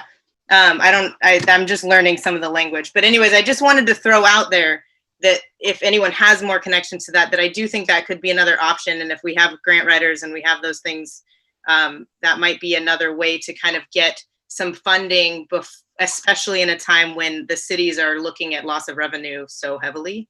But it does seem like a really, going back to the regional thing, it does seem like a really important thing to get it to be regional and to get cities to at least sign on to receiving that mobile support. So that's all. Okay. And also, I just want to also blast Audra's like question and say, like, that is a really important thing that we look at, like, how do the people served, like, how do Black populations feel about this? Like, is it actually helpful? Like, we have to keep coming back to those questions, because that's where this started, at least for me, with this current stuff. All right, thanks, AJ. Stick around, because we might ask you some questions in reverse, and we'll get to you, Kim. I want to respond to what you said. The way the money works in Oregon is the City of Eugene City Council votes on their budget, just like the City of Marina, every other city, and they take out of their budget money and they give it to a nonprofit. You mentioned the Community Foundation Monterey County. You mentioned the Coalition of Homeless Services, a JPA, which is a nonprofit essentially.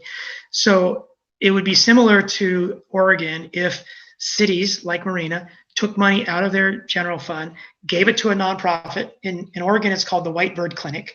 And the Whitebird Clinic operates the CAHOOTS program.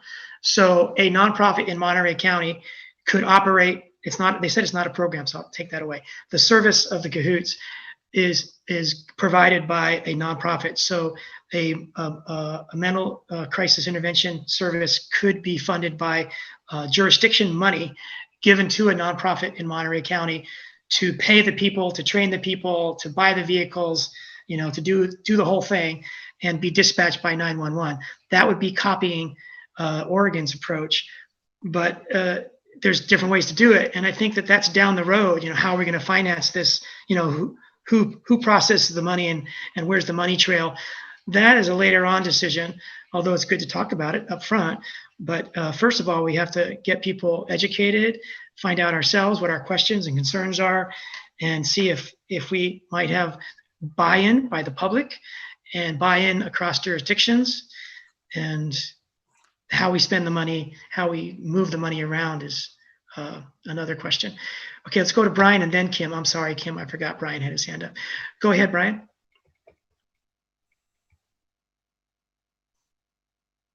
There we go. Thanks, Mr. Mayor. I just had a general comment. You heard me advocate before, but I want to take the opportunity to do it again, kind of in response to Kim's question about the data.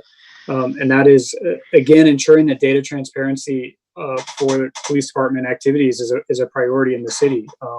We allow currently companies like the company that makes Ring Doorbell to take our police data and interpret it and manipulate it to do their own crime reporting type maps.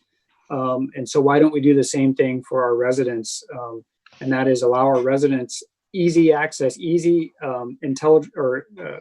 easy to interpret access to data that can be manipulated, and we can determine how many calls are going out to welfare checks, how many calls are going out to the homeless and the mentally ill. I know I've been on several ride-alongs with Marina Police over the last 10 years, and I was surprised how many times throughout a given night, the police are answering grandma who heard a creak or a noise in the hallway, or whatever it is. And so, how do we even begin to try to tell the police department, what could be done differently when we don't even really know what they're doing today? So that's my comment. I hope we can continue to prioritize data transparency for the general public. Thanks, Brian. Unfortunately, it's like people are saying, it's not new. This is happening, has been happening all over the country. We picked out one program that's getting a lot of national accolades, but and there's more coming online now for the same reason that we're talking about it. So fortunately, these questions are probably similarly answered in different communities, but it's every community's got to get educated with the kind of information that you're talking about, Brian, before we're going to have buy-in, if we ever have buy-in for this. Hey, I had someone said that iPhone, you're having trouble, we can't hear you, but you can use the chat. Other people are using the chat box. So if you have comments or questions, can you, iPhone, use your chat, and then we'll deal with them, since we can't actually hear you. So feel free, iPhone, to go that route. Okay, Kim, thanks for being patient. And I just wanted to, I can only chat with you, Bruce. I can't chat with everybody else. So well, Maria's chatted with me. I mean, yeah, you can chat, and maybe I can chat with you, but I can't chat with everyone, which is right. Just a note. So because I was going to send AJ a note, I am happy to help. I'm connected. I know all these people.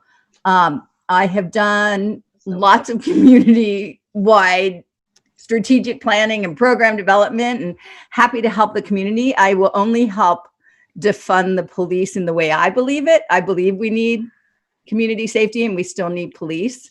But I do need the way I believe it is the budget needs to be looked at, and we need data to inform that. And we need to change society. But happy to help whatever you need. And I have the connections, and I imagine others do as well. So, but just wanted to offer that. All right, Kim, tell us all what you do, if you don't mind.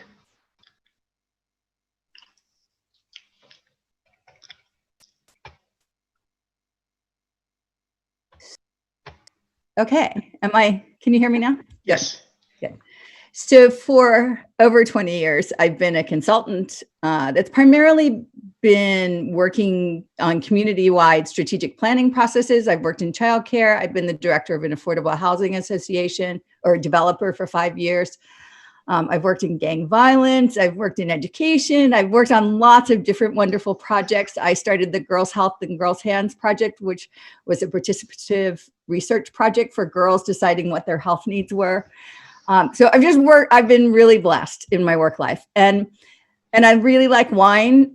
So now, in addition to continuing consulting, which I am doing a little bit, I'm also the director of the Monterey County Vintners and Growers Association. So, All right.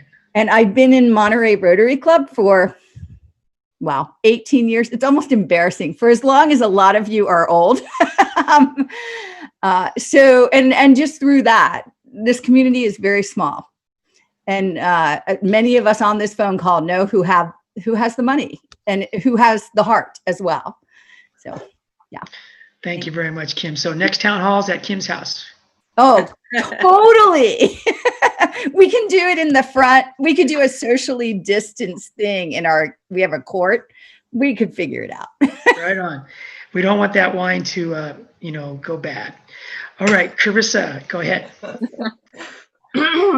Thanks, Kim. I don't really have much to add. I just wanted to share my excitement with the conversation about CAHOOTS and getting a better understanding of what like defunding could mean, because I know a lot of people see it and get really scared about the idea. But I think that Kim and Kathy both speaking on the mental health concerns and how these are programs that have existed before, that just shows like it really does have value.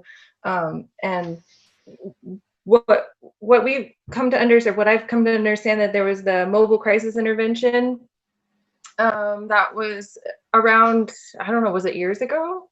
That was just underfunded. So locally, we have tried to do this before, but hopefully right now, because of the wider awareness of the need for this, and hopefully now is the time that we can do it with enough funding. I don't think anyone's trying to say that this is a new idea that only CAHOOTS knows about. Anyways, excited to hear more from Kim too.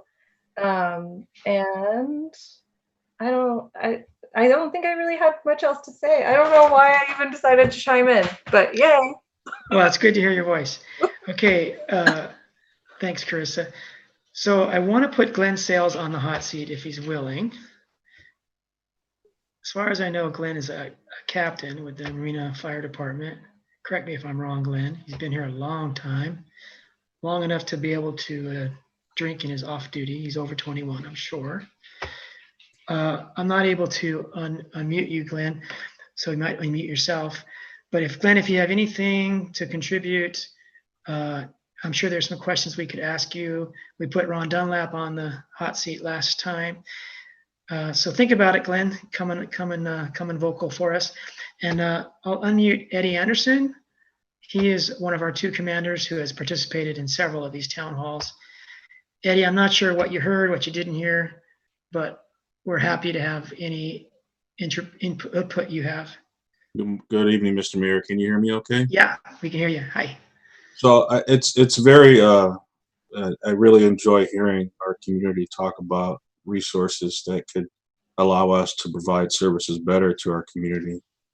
So I'm very thankful for everybody in the room that is having this discussion, but I do want to bring something to your attention. It's not something that's been discussed that I'm aware of, not just in Marina at these type of forums, but in also other cities as well that are asking for this same type of resource. Monterey County already has a mobile crisis intervention specialist team, and we've been utilizing them for years. Right now, they are currently been reassigned due to the COVID-19 pandemic, and they are in places where their resources and they're needed the most. But prior to this pandemic, the Monterey Mobile Crisis Team, we had a crisis worker that rode with our officers sometimes 3 days a week. And one doesn't work well without the other. They rode with us very regularly. When they were not riding with us, they were available to respond to calls with us. But basically they rode with us so that when they went to these type of behavioral health calls with the police department, we were there to make sure the scene was secure and safe. And then we allowed them to come in and provide the services that they provide. They also did things like place the holds for psychiatric treatment for us, which means less report writing for the officers involved. And more importantly, after responding to these calls, they do follow up with the person that we were in contact with to make sure they have resources that the police don't have available, but they have available. And it's been a very successful program, Mr. Mayor. And I sent you an email link to that program, which offers up a lot of information of a mobile crisis team that is in existence in Monterey County. It is funded by the county, and it has been very successful for our police department. Thanks, Eddie. The Eugene example is probably similar to other examples where their crisis team in 2019 went as a first responder to 24,000 calls, and 150 of those, they went to 24,000 calls last year. 150 of those were as second responders where police requested their help. And so it sounds like, 23,850 of their calls were calls that the police did not need to be dispatched to, were not dispatched to. And that's where they're saving the money. So it cost $2.1 million in 2019 to go to the 24,000 calls, but they saved $12.5 million by not having the police dispatched to those same calls, except for 150 of them. So do you think that would be similar in Monterey County, or do you think it would be different? Well, I'm not familiar with how many calls for service that Monterey County has. However, I will tell you, if they have 24,000 calls of just calls related to behavioral health issues, that's pushing the amount of calls that we handle as Marina for the entire year, all calls for service. Good. So, and I'm not saying that having an independent team wouldn't be a good idea. It's coming from a law enforcement perspective. I'll explain to you this way. We go to behavioral health calls every day. I don't know if I've discussed that with this group, yet, but we go to behavioral health calls every day. We have a housing community for behavioral health clients only that has staff on scene, and even staff on scene will call us to do standbys when they have to make certain contacts. And they are professionals, but they still rely on us to provide a safe environment when they're trying to do their job and provide certain services. We have an apartment complex, a small apartment complex that has only behavioral health clients there. We have homeless resources for behavioral health clients. We just, Marina is doing more than its fair share in the county, without saying too much. Because of that, because of how many calls we deal with on a regular basis, I believe that our police and our fire department staff handle these calls exceptionally. Are we perfect? No. But we learn every day, and we're learning in real life experiences and dealing with people that have these behavioral health concerns. The problem is that it's easy to respond to these types of calls, and after the call is over, to look back and say, well, someone else, non-law enforcement or non-fire, probably couldn't handle that. But we don't know that up front, because up front, when you're responding, these calls have their risks, they have their dangers, and it provides a safer environment, not only for the people that are responding to try to help, but for the community and for the behavioral health professionals with our assistance to render the scene safe. It allows those people that have the training to, above and beyond what we have, to step in and to provide assistance, provide resources, to provide the safe environment for the fire department to come in and do what they do best as well. So we're all for the extra resources and the extra behavioral health professionals, but it works best in conjunction with law enforcement in our community. And that's why the mobile crisis team has been established several years ago. I want to say it's been at least 4 years, and this is a program that is funded 100% by Monterey County. It's not something that we pay financially for, but behavioral health, Monterey County Behavioral Health has recognized many years ago that this would be something that would be useful in Monterey County, and that's why they established this team. And we have a professional working relationship with them. I heard there's peak times that they work. It's not 7 days a week, but it's very often. And even when they're not currently in Marina, we can call through dispatch, request their assistance, and they are very responsive. So this is a program that has been in existence here in Monterey County for several years. And I believe Marina is one of the police departments that utilizes them a lot because that's why they're there, and we enjoy working with them. Awesome, Eddie. Thank you. So Eddie, we were talking, I think you were already on, we were talking about data and how, data will help us have these conversations to know what are we dealing with here? Forget about Oregon. What are we dealing with here? If we have the data, it helps in this kind of deliberation. Now in Oregon, in the 31 years that they've been doing this, they have never had an injury or a death to a client that they responded to, a drunk or a currently homeless person or someone going suicidal or someone going, so what we call 5150 crazy because they're high on some kind of substance.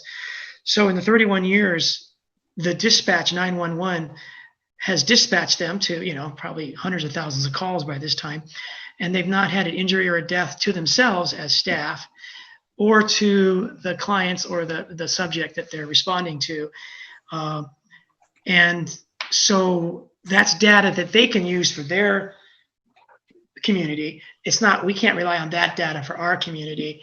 But it tells me that what you're saying is true, that they can do a really good job. And the question would be, must they always be augmenting police, or could they work independently in our community, Monterey County or Monterey Peninsula or Marina? And the idea of saving money comes from, you send out 2 people at $18 an hour in a mobile crisis van that has medical supplies and everything they might need to get them to the hospital? Or do you spend money on 1 or 2 police cars and or a fire engine, which is pretty expensive to operate, with 2, 3 or more people on it? You can see that the cost per call, which is another data point, would be higher if everything worked out great. Then that would mean something. If you had people getting hurt, it's not worth saving the money. So I don't know if you want to say anything about that as far as the relative cost of sending a crisis unit who could handle the job by itself versus a crisis member augmenting the presence of a public safety. Well, I'm not prepared to discuss any data, so I'm not even going to try to wing it because that just wouldn't be the right thing to do. I would say we have. I would say we have to be careful when we're comparing ourselves to other communities, because is Eugene, Oregon, anything similar like our community? That's like, without really thinking about it, let's get some data from Seattle. We're not seeing an overwhelming amount of transient population in Marina and people with behavioral health issues in Marina in comparison to some of these other cities. Mm-hmm. So even though we may respond to behavioral health calls between 1 and 3 and sometimes 4 times a day, sometimes these calls that we're getting are people in crisis. They're not the type of response where even a trained mental health behavior worker is going to respond to without the presence of law enforcement, because they're inherently dangerous. Now, if we're talking about someone that's going to drive around and see people that, looks like they may need some help and some resource, and contact those people in an environment like that, well, yeah, anybody can do that. And I think that will be something a really nice resource to provide. But the type of calls that we're getting when the police are responding are people in crisis. And those calls are inherently dangerous. And because of our experience in handling these types of calls for many years, since we've been handling these calls so often and so frequent, our officers in our fire department has become very good at dealing with people with behavioral health issues. And I'm very proud to say that. Are we perfect? No, we're not. But we truly care about providing the best service that we can and about getting people the resources that they need. Because when someone needs help, our solution isn't to just take them to jail. We want to get them the help that they need, because that's what's going to benefit them and benefit us all in the long run. Thank you, Eddie. Thank you very much. Okay, finally, the iPhone has, we have a lot of chats from iPhone. He's the one that couldn't break through the audio. So I'm going to go through some of these chats. So iPhone says, perhaps we put this on the ballot.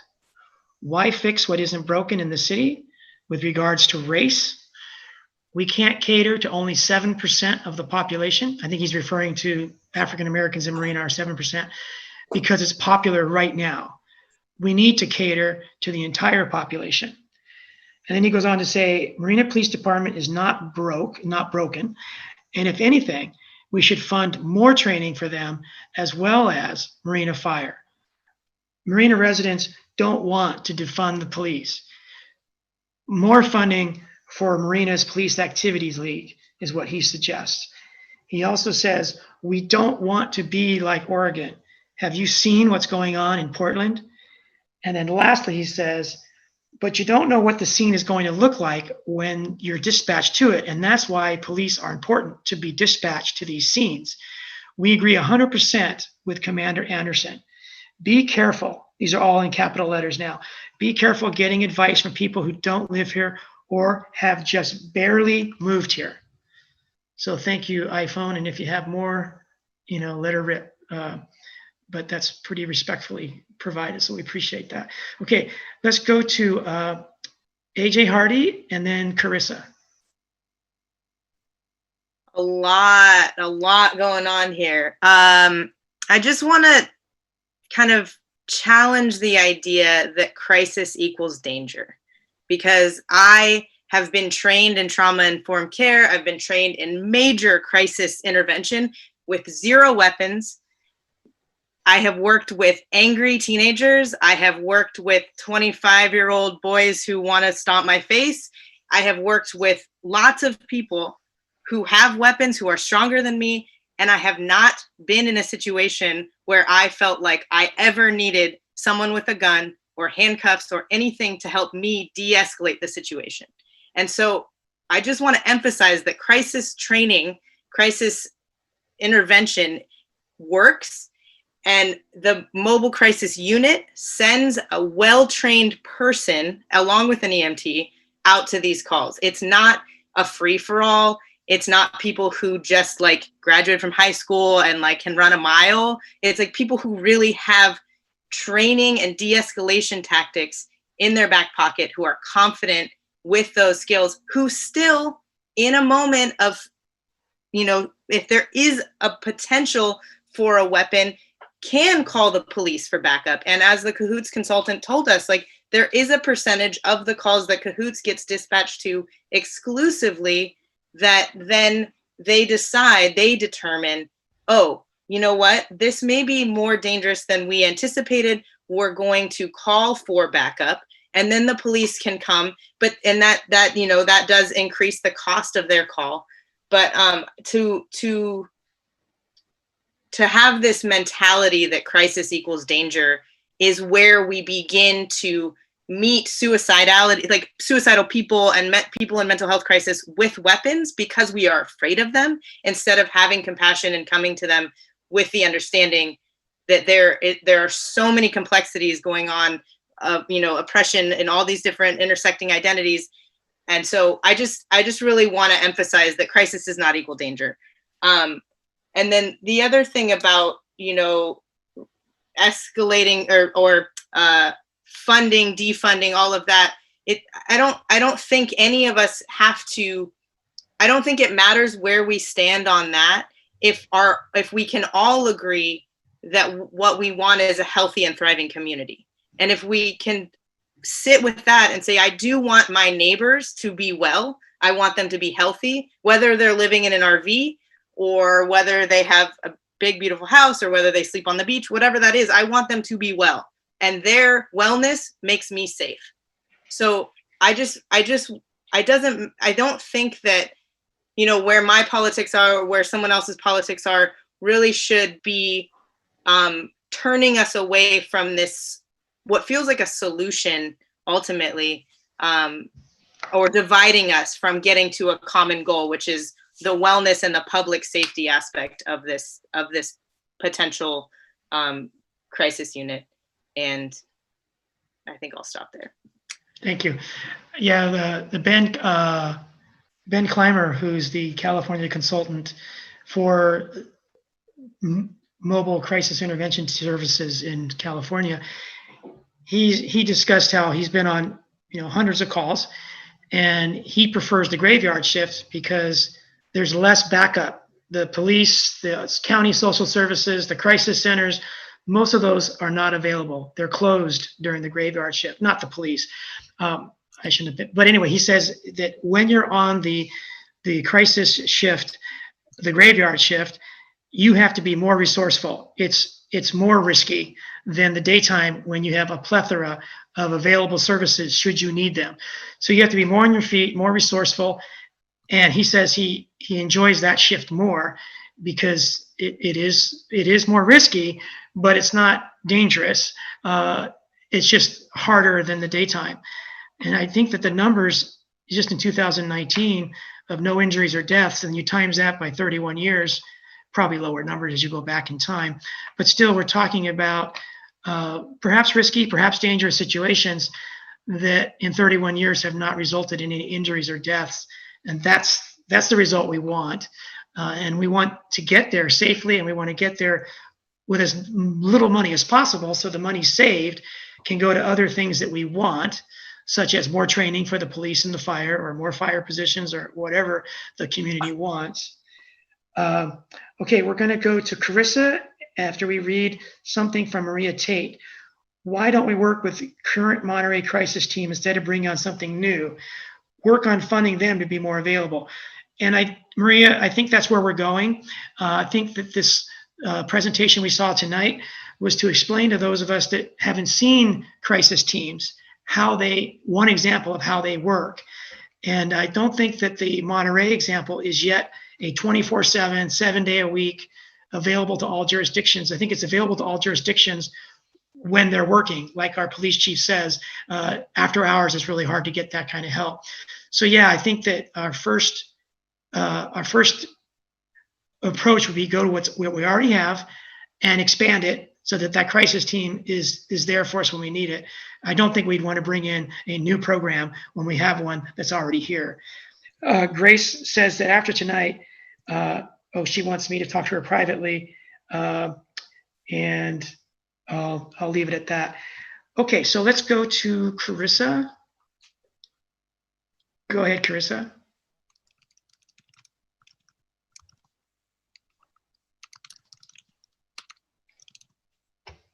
I think, there you go. Okay, you're on, Carissa. Yeah, I wanted to thank Eddie for talking. And, I do believe that our community overall really does have the goal of keeping everyone safe and helping. But there's a couple of things. So first, I want to say that Marina, from my understanding, Marina doesn't have a large homelessness crisis currently because we did force our unhoused community out of Marina. So they're no longer our problem. Another thing is that the idea of reforming what currently happens, the current mobile crisis team, it would be reformed to be 24/7 like Bruce spoke about, but also it would be more widely available. People would actually know it exists. The community would feel that they could call them for help more easily. The idea is that it would go through the regular 911 dispatch. You call 911, 911 knows to send whatever we name it, this new form of the mobile crisis intervention, to send them instead, because it's a situation that does not require the police. So they would actually be working mostly independently from the police. And what else?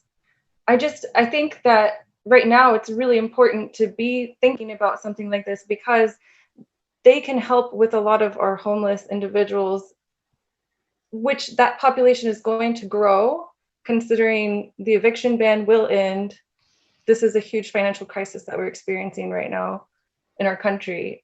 There will be more homeless individuals that do need help. And so a program like this could connect people to resources more easily and for less money than the police would be able to.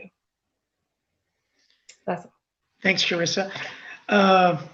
Moving out the homeless. So here I am, I've got to defend our city. So we have not moved out our homeless except on Lapis Road, which usually in the past would have 5 or 6 RV campers, sometimes tourists, sometimes currently homeless people staying there. It's a county road north of town. And in 2016, it peaked because Salinas did a crackdown at Sun Street. And so a lot of the people from Salinas were basically booted out, and they went in all directions. And quite a few of them came to the county land north of Marina on Lapis Road. And they were there for about a year or two. And it became like an open air dump where everybody, including people that were just illegally dumping that had nothing to do with the people that were living there. And then the people that were living there were expanding more and more area per RV, and some of the RVs wouldn't even work. They weren't operational. And so it became a biohazard, a lot of human waste. And then there was an awful lot of other things that were being dumped there by the people living there and by people who didn't live there. And so it got to be the point that it had to be addressed, because we had up to 85 to 100 vehicles camping there each night and not moving, sometimes for several months.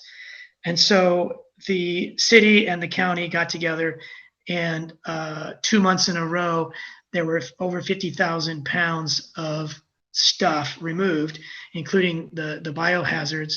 And now you can't sleep there, you can't even park there.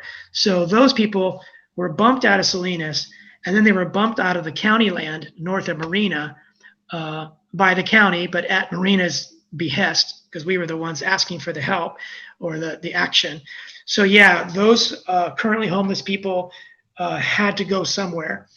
And so at the time that we pushed them out, we set up a safe parking. So they all could go for free to park with a dumpster and with a restroom in Marina, out by the Dune Shopping Center. And that service is still available to them. But it comes with strings attached that not all currently homeless people want.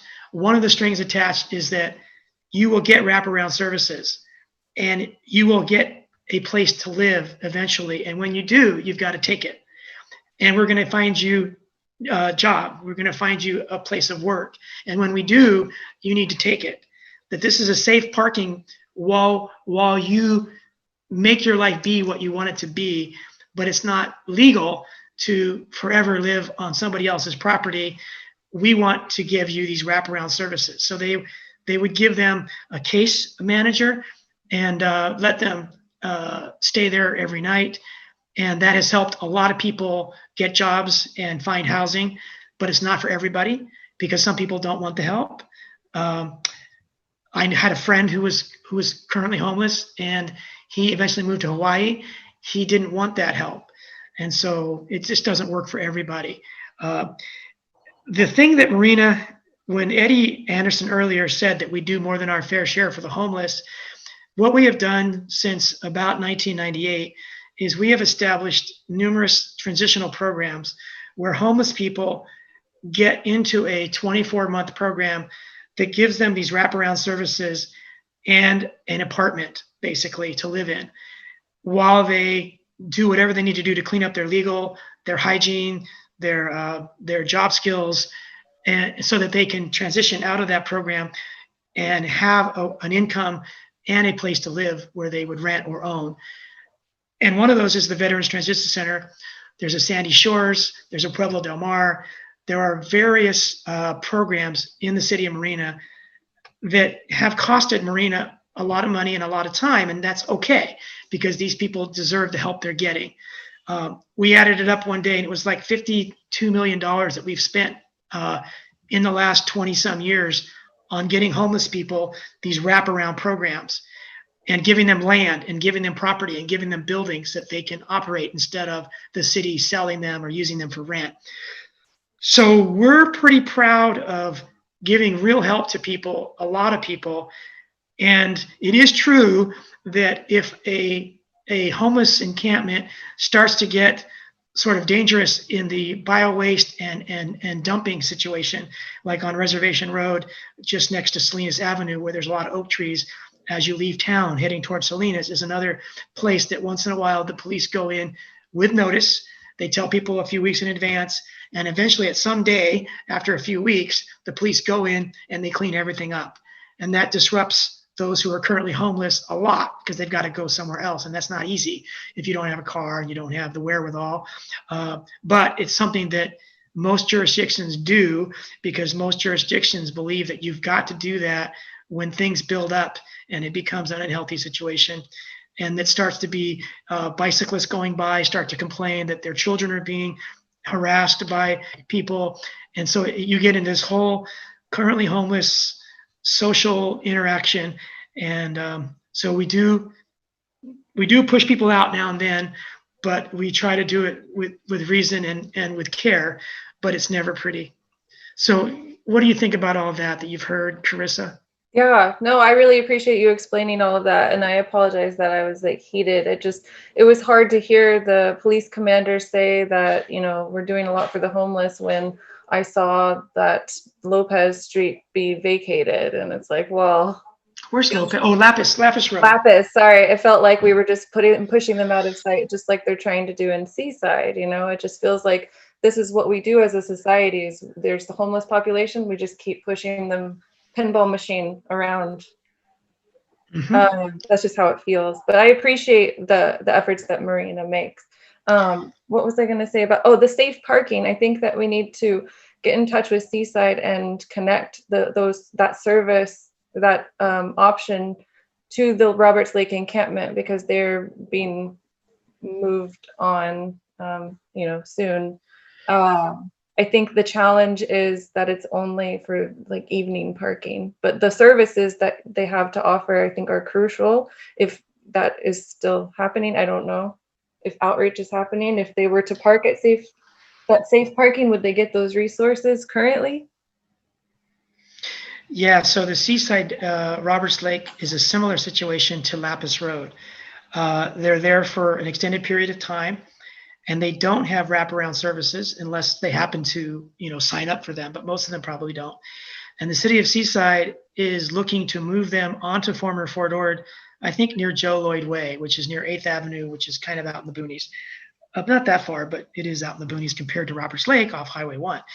And so the same problems for those currently homeless people at Roberts Lake that happen at Lapis Road. As you said, these safe parking are only from 7 a.m. to 7 p.m., or I should say 7 p.m. to 7 a.m. And if you have an RV and you got to move it twice a day, once to leave and once to come back, that's gas money. Your RV may not be working very well. It's not easy for you to move twice a day. You like to stay put. And you would get a restroom and a dumpster on former Fort Ord, which you don't have. I don't know. At Roberts Lake, maybe you do have a dumpster, probably trash cans, not dumpsters, but I don't know that you have a 24/7 bathroom or overnight. So if you're the homeless person at Roberts Lake, you'd probably prefer to stay there. And you probably would either want to be left alone or be given just those services that you want, like a dumpster, maybe a shower or food, but you'd rather probably not leave there because it's a nice place and it becomes your community. So there is a big rub when you're asking homeless people to move from where they've chosen to go to some place of your choosing, which has some strings attached. Like you got to be sober, you can't have weapons at these safe parking spaces. And those are strings attached that are normal because if you're with your daughter and you're staying there, you don't want the RV next to you to be behaving in a way that's unsafe for your family. And so because it's sponsored by the government, it has to be a safe environment. Therefore, there are rules that are enforced that are maybe not as enforced at Lapis Road or Roberts Lake, because it's not a program. It's just a hodgepodge camping situation. Okay, Carissa, did you have anything more? I don't want to have the last word necessarily. Okay, let's go to Kathy. Hello again, Kathy. Hi, I hope AJ is still there. I don't see her face anymore. I think she but is. I wanted to respond to Eddie Anderson. Hi, Eddie Anderson and AJ. And I was really taken by what you were saying in terms of the level of acuity that you responded to because you were using your own resources, and compare it to, you know, how other situations we might rely too much on the police backing. And what went through my mind was the paradigm shifts that we have seen in many industries. And I do understand what Eddie is saying, but you know, since I'm a nurse, I remember when people stayed in the hospitals a long time, and then we decided it was way too expensive, so we started truncating the stay, the number of days, to the point where it's almost incredible. People will be saying, "I'm not ready to leave the hospital, and you're asking me and telling me I have to be out at 12 noon."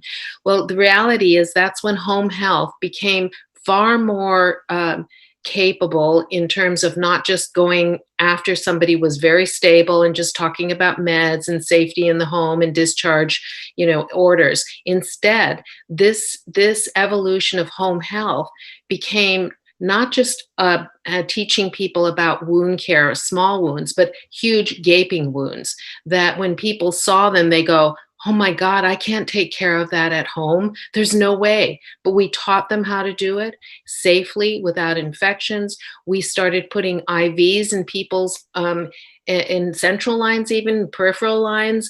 That was something that before we could never even imagine, that we were going to teach lay people how to do these things in their home.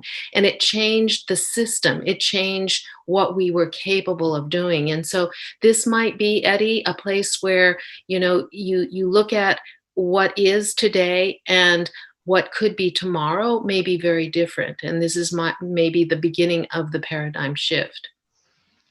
All right. Thank you very much, Kathy. We have some more chats, and some of them you're going to find especially interesting and helpful. iPhone says mental health is absolutely an issue, and we need to continue to address it. It always strive to be better. We always want to strive to be better. With that said, I think Marina Police Department and Marina Fire Department have always and currently do an excellent job. He also says, with regard to the MLK statue, let's ensure it's somewhere that children will see it, perhaps near the community center or a teen center, or included into a new park or a newly designated existing park. And then Eddie says that there's a link to the mobile Monterey County crisis intervention that he'd like to share with us. And so I'm going to share the screen with what Eddie Anderson has provided us, which is a mobile crisis team Monterey County Health Department service. And we'll probably focus more on this next week because it's getting so late, but we'll just quickly go through it here because Eddie just shared it with us. So it's Peninsula region, Salinas region, and a South County. They have the same training and intervention as crisis workers at Natividad Medical Center. Find it especially interesting and helpful. They have additional training in crisis situations and working with the police. They've been trained in dispatch and radio use, which is similar to the CAHOOTS. They have a schedule Wednesday through Saturday, 12:30 p.m. to 10 p.m., and every other Tuesday, a little different than that. They have a crisis team 24 hours a day, 7 days a week, and they can be dispatched through 911. They provide law enforcement and treatment providers with specialized assistance. So I think as the firefighters, the ambulance, and the police are helping the patients, these crisis teams are also helping with their sort of emotional and mental needs. They collaborate with first responders. So it doesn't sound like they replace first responders, but they collaborate with responders and treatment providers, probably like the ambulance or the fire, the paramedic on the fire engine, to recognize the signs of distress and de-escalate crises. They provide information on available resources, and they get people to appropriate treatment. Oops, I'm so sorry. I have my screen's kind of weird, so I'm doing things I don't mean to do. They assess, they do a medical assessment. 5150 is somebody that's not within their best mind. And they do crisis interventions, de-escalation, similar to the CAHOOTS, referrals, non-urgent follow-up, which is what Eddie Anderson was telling us about, and consultation support for other first responders. Numbers of calls. This is going to be interesting for me. I don't know this at all. In 2017, they had 900. In 2016, they had 570. And then they break it down into those three regions. It looks like South County had the most, and then Salinas, and then the Peninsula, which kind of gets to Eddie Anderson's comments about in our area, we don't have a ton of calls, as you'd expect. It kind of tracks COVID cases, where South County and Salinas have a lot more COVID cases than the Peninsula. Kind of interesting. Ages that are served as far as the patients that are getting the help. The 25 to 59-year-olds are the bigger recipient class. This is kind of interesting. So I'm colorblind, but it looks like 5%, no, I'm sorry, 26% are consultations from law enforcement. So I think that means law enforcement is asking for the crisis team. And then consultations from Monterey County Behavioral Health or other agencies is 32% of the times that these crisis teams are mobilized. And then 40% are CAD. Eddie, are you still on? Can you tell us what CAD is? It basically stands for CAD. That's dispatch related. Huh. Does that mean there'd be the first responder? That I'm not familiar with. I'd have to ask one of the behavioral health units about Yeah, that. But interesting. So maybe, Eddie, what we'll do is we'll see if the county can be here next week and talk about this. So, I mean, there's more that we could do, but it's getting, it's almost 9 o'clock. But this is excellent because several of you have said, okay, that's fine, whatever's going on in Oregon, but we already got something going on here in Monterey County. So let's start with what we got rather than start from scratch. And I agree. All right, so I'll stop sharing. All right. Okay. Does anybody have any comments on what we just saw? And we'll start with Kathy. Go ahead, Kathy. Oh, no. Okay. Anybody else? We've been going really late tonight. So if we had time, we were going to get to police use of force, but at 9 o'clock is not the time to start talking about police use of force. I will just mention a quick update on COVID. We have 71 cases in Marina. That's a 0 increase from the day before. But still, 71 people in Marina have gotten sick with COVID. And to compare that to Seaside, they had 196. So 196 in Seaside, 71 in Marina, 49 in the city of Monterey.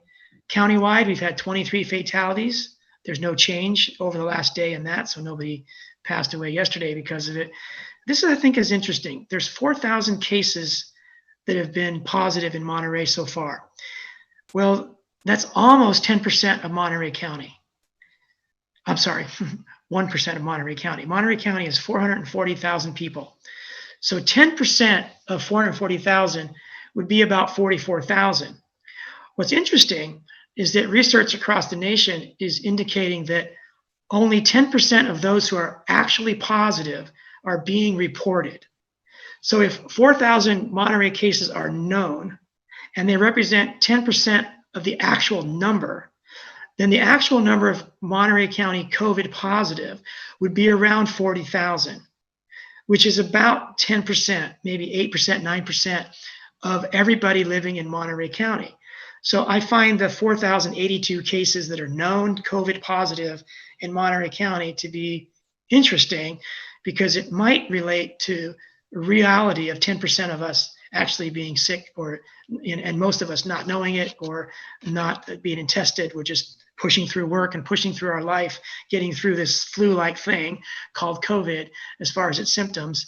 And hopefully we don't go to hospital or die. But there have been 255 people in Monterey County that have had to be hospitalized. And I'm sure some of those 23 fatalities were also some of those hospitalizations.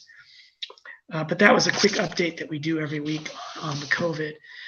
All right, so wrapping up tonight, we've covered several topics, and I'll give anybody that wants the last word before we say goodnight and pick this back up next week, hopefully with the county crisis team experts giving us some more information.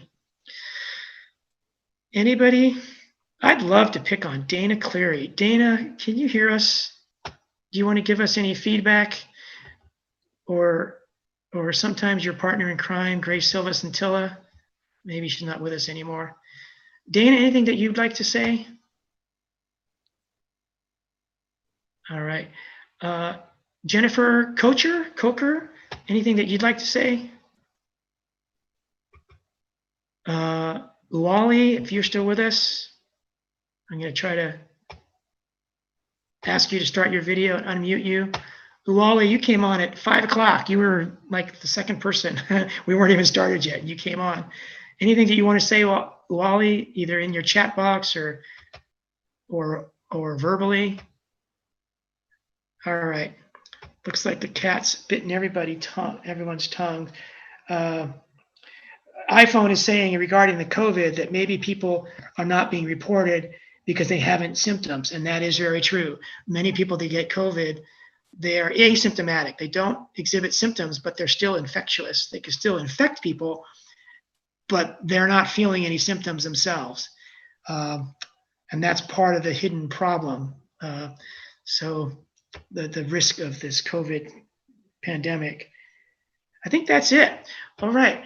Well, thank you, everybody. It's been another really good night, and thanks to your time and to Eddie Anderson for coming on, and to Ron Dunlap from our fire department, Glenn Sales from our fire department, of course, Eddie's from our police department. We appreciate these conversations, and it's nice to have some of our new voices, Maria and iPhone and AJ, and some other people who didn't speak tonight are new to these town halls, and we hope to hear from you in the future, and we definitely hope everybody joins us next week on Monday. All right. Good night, everybody.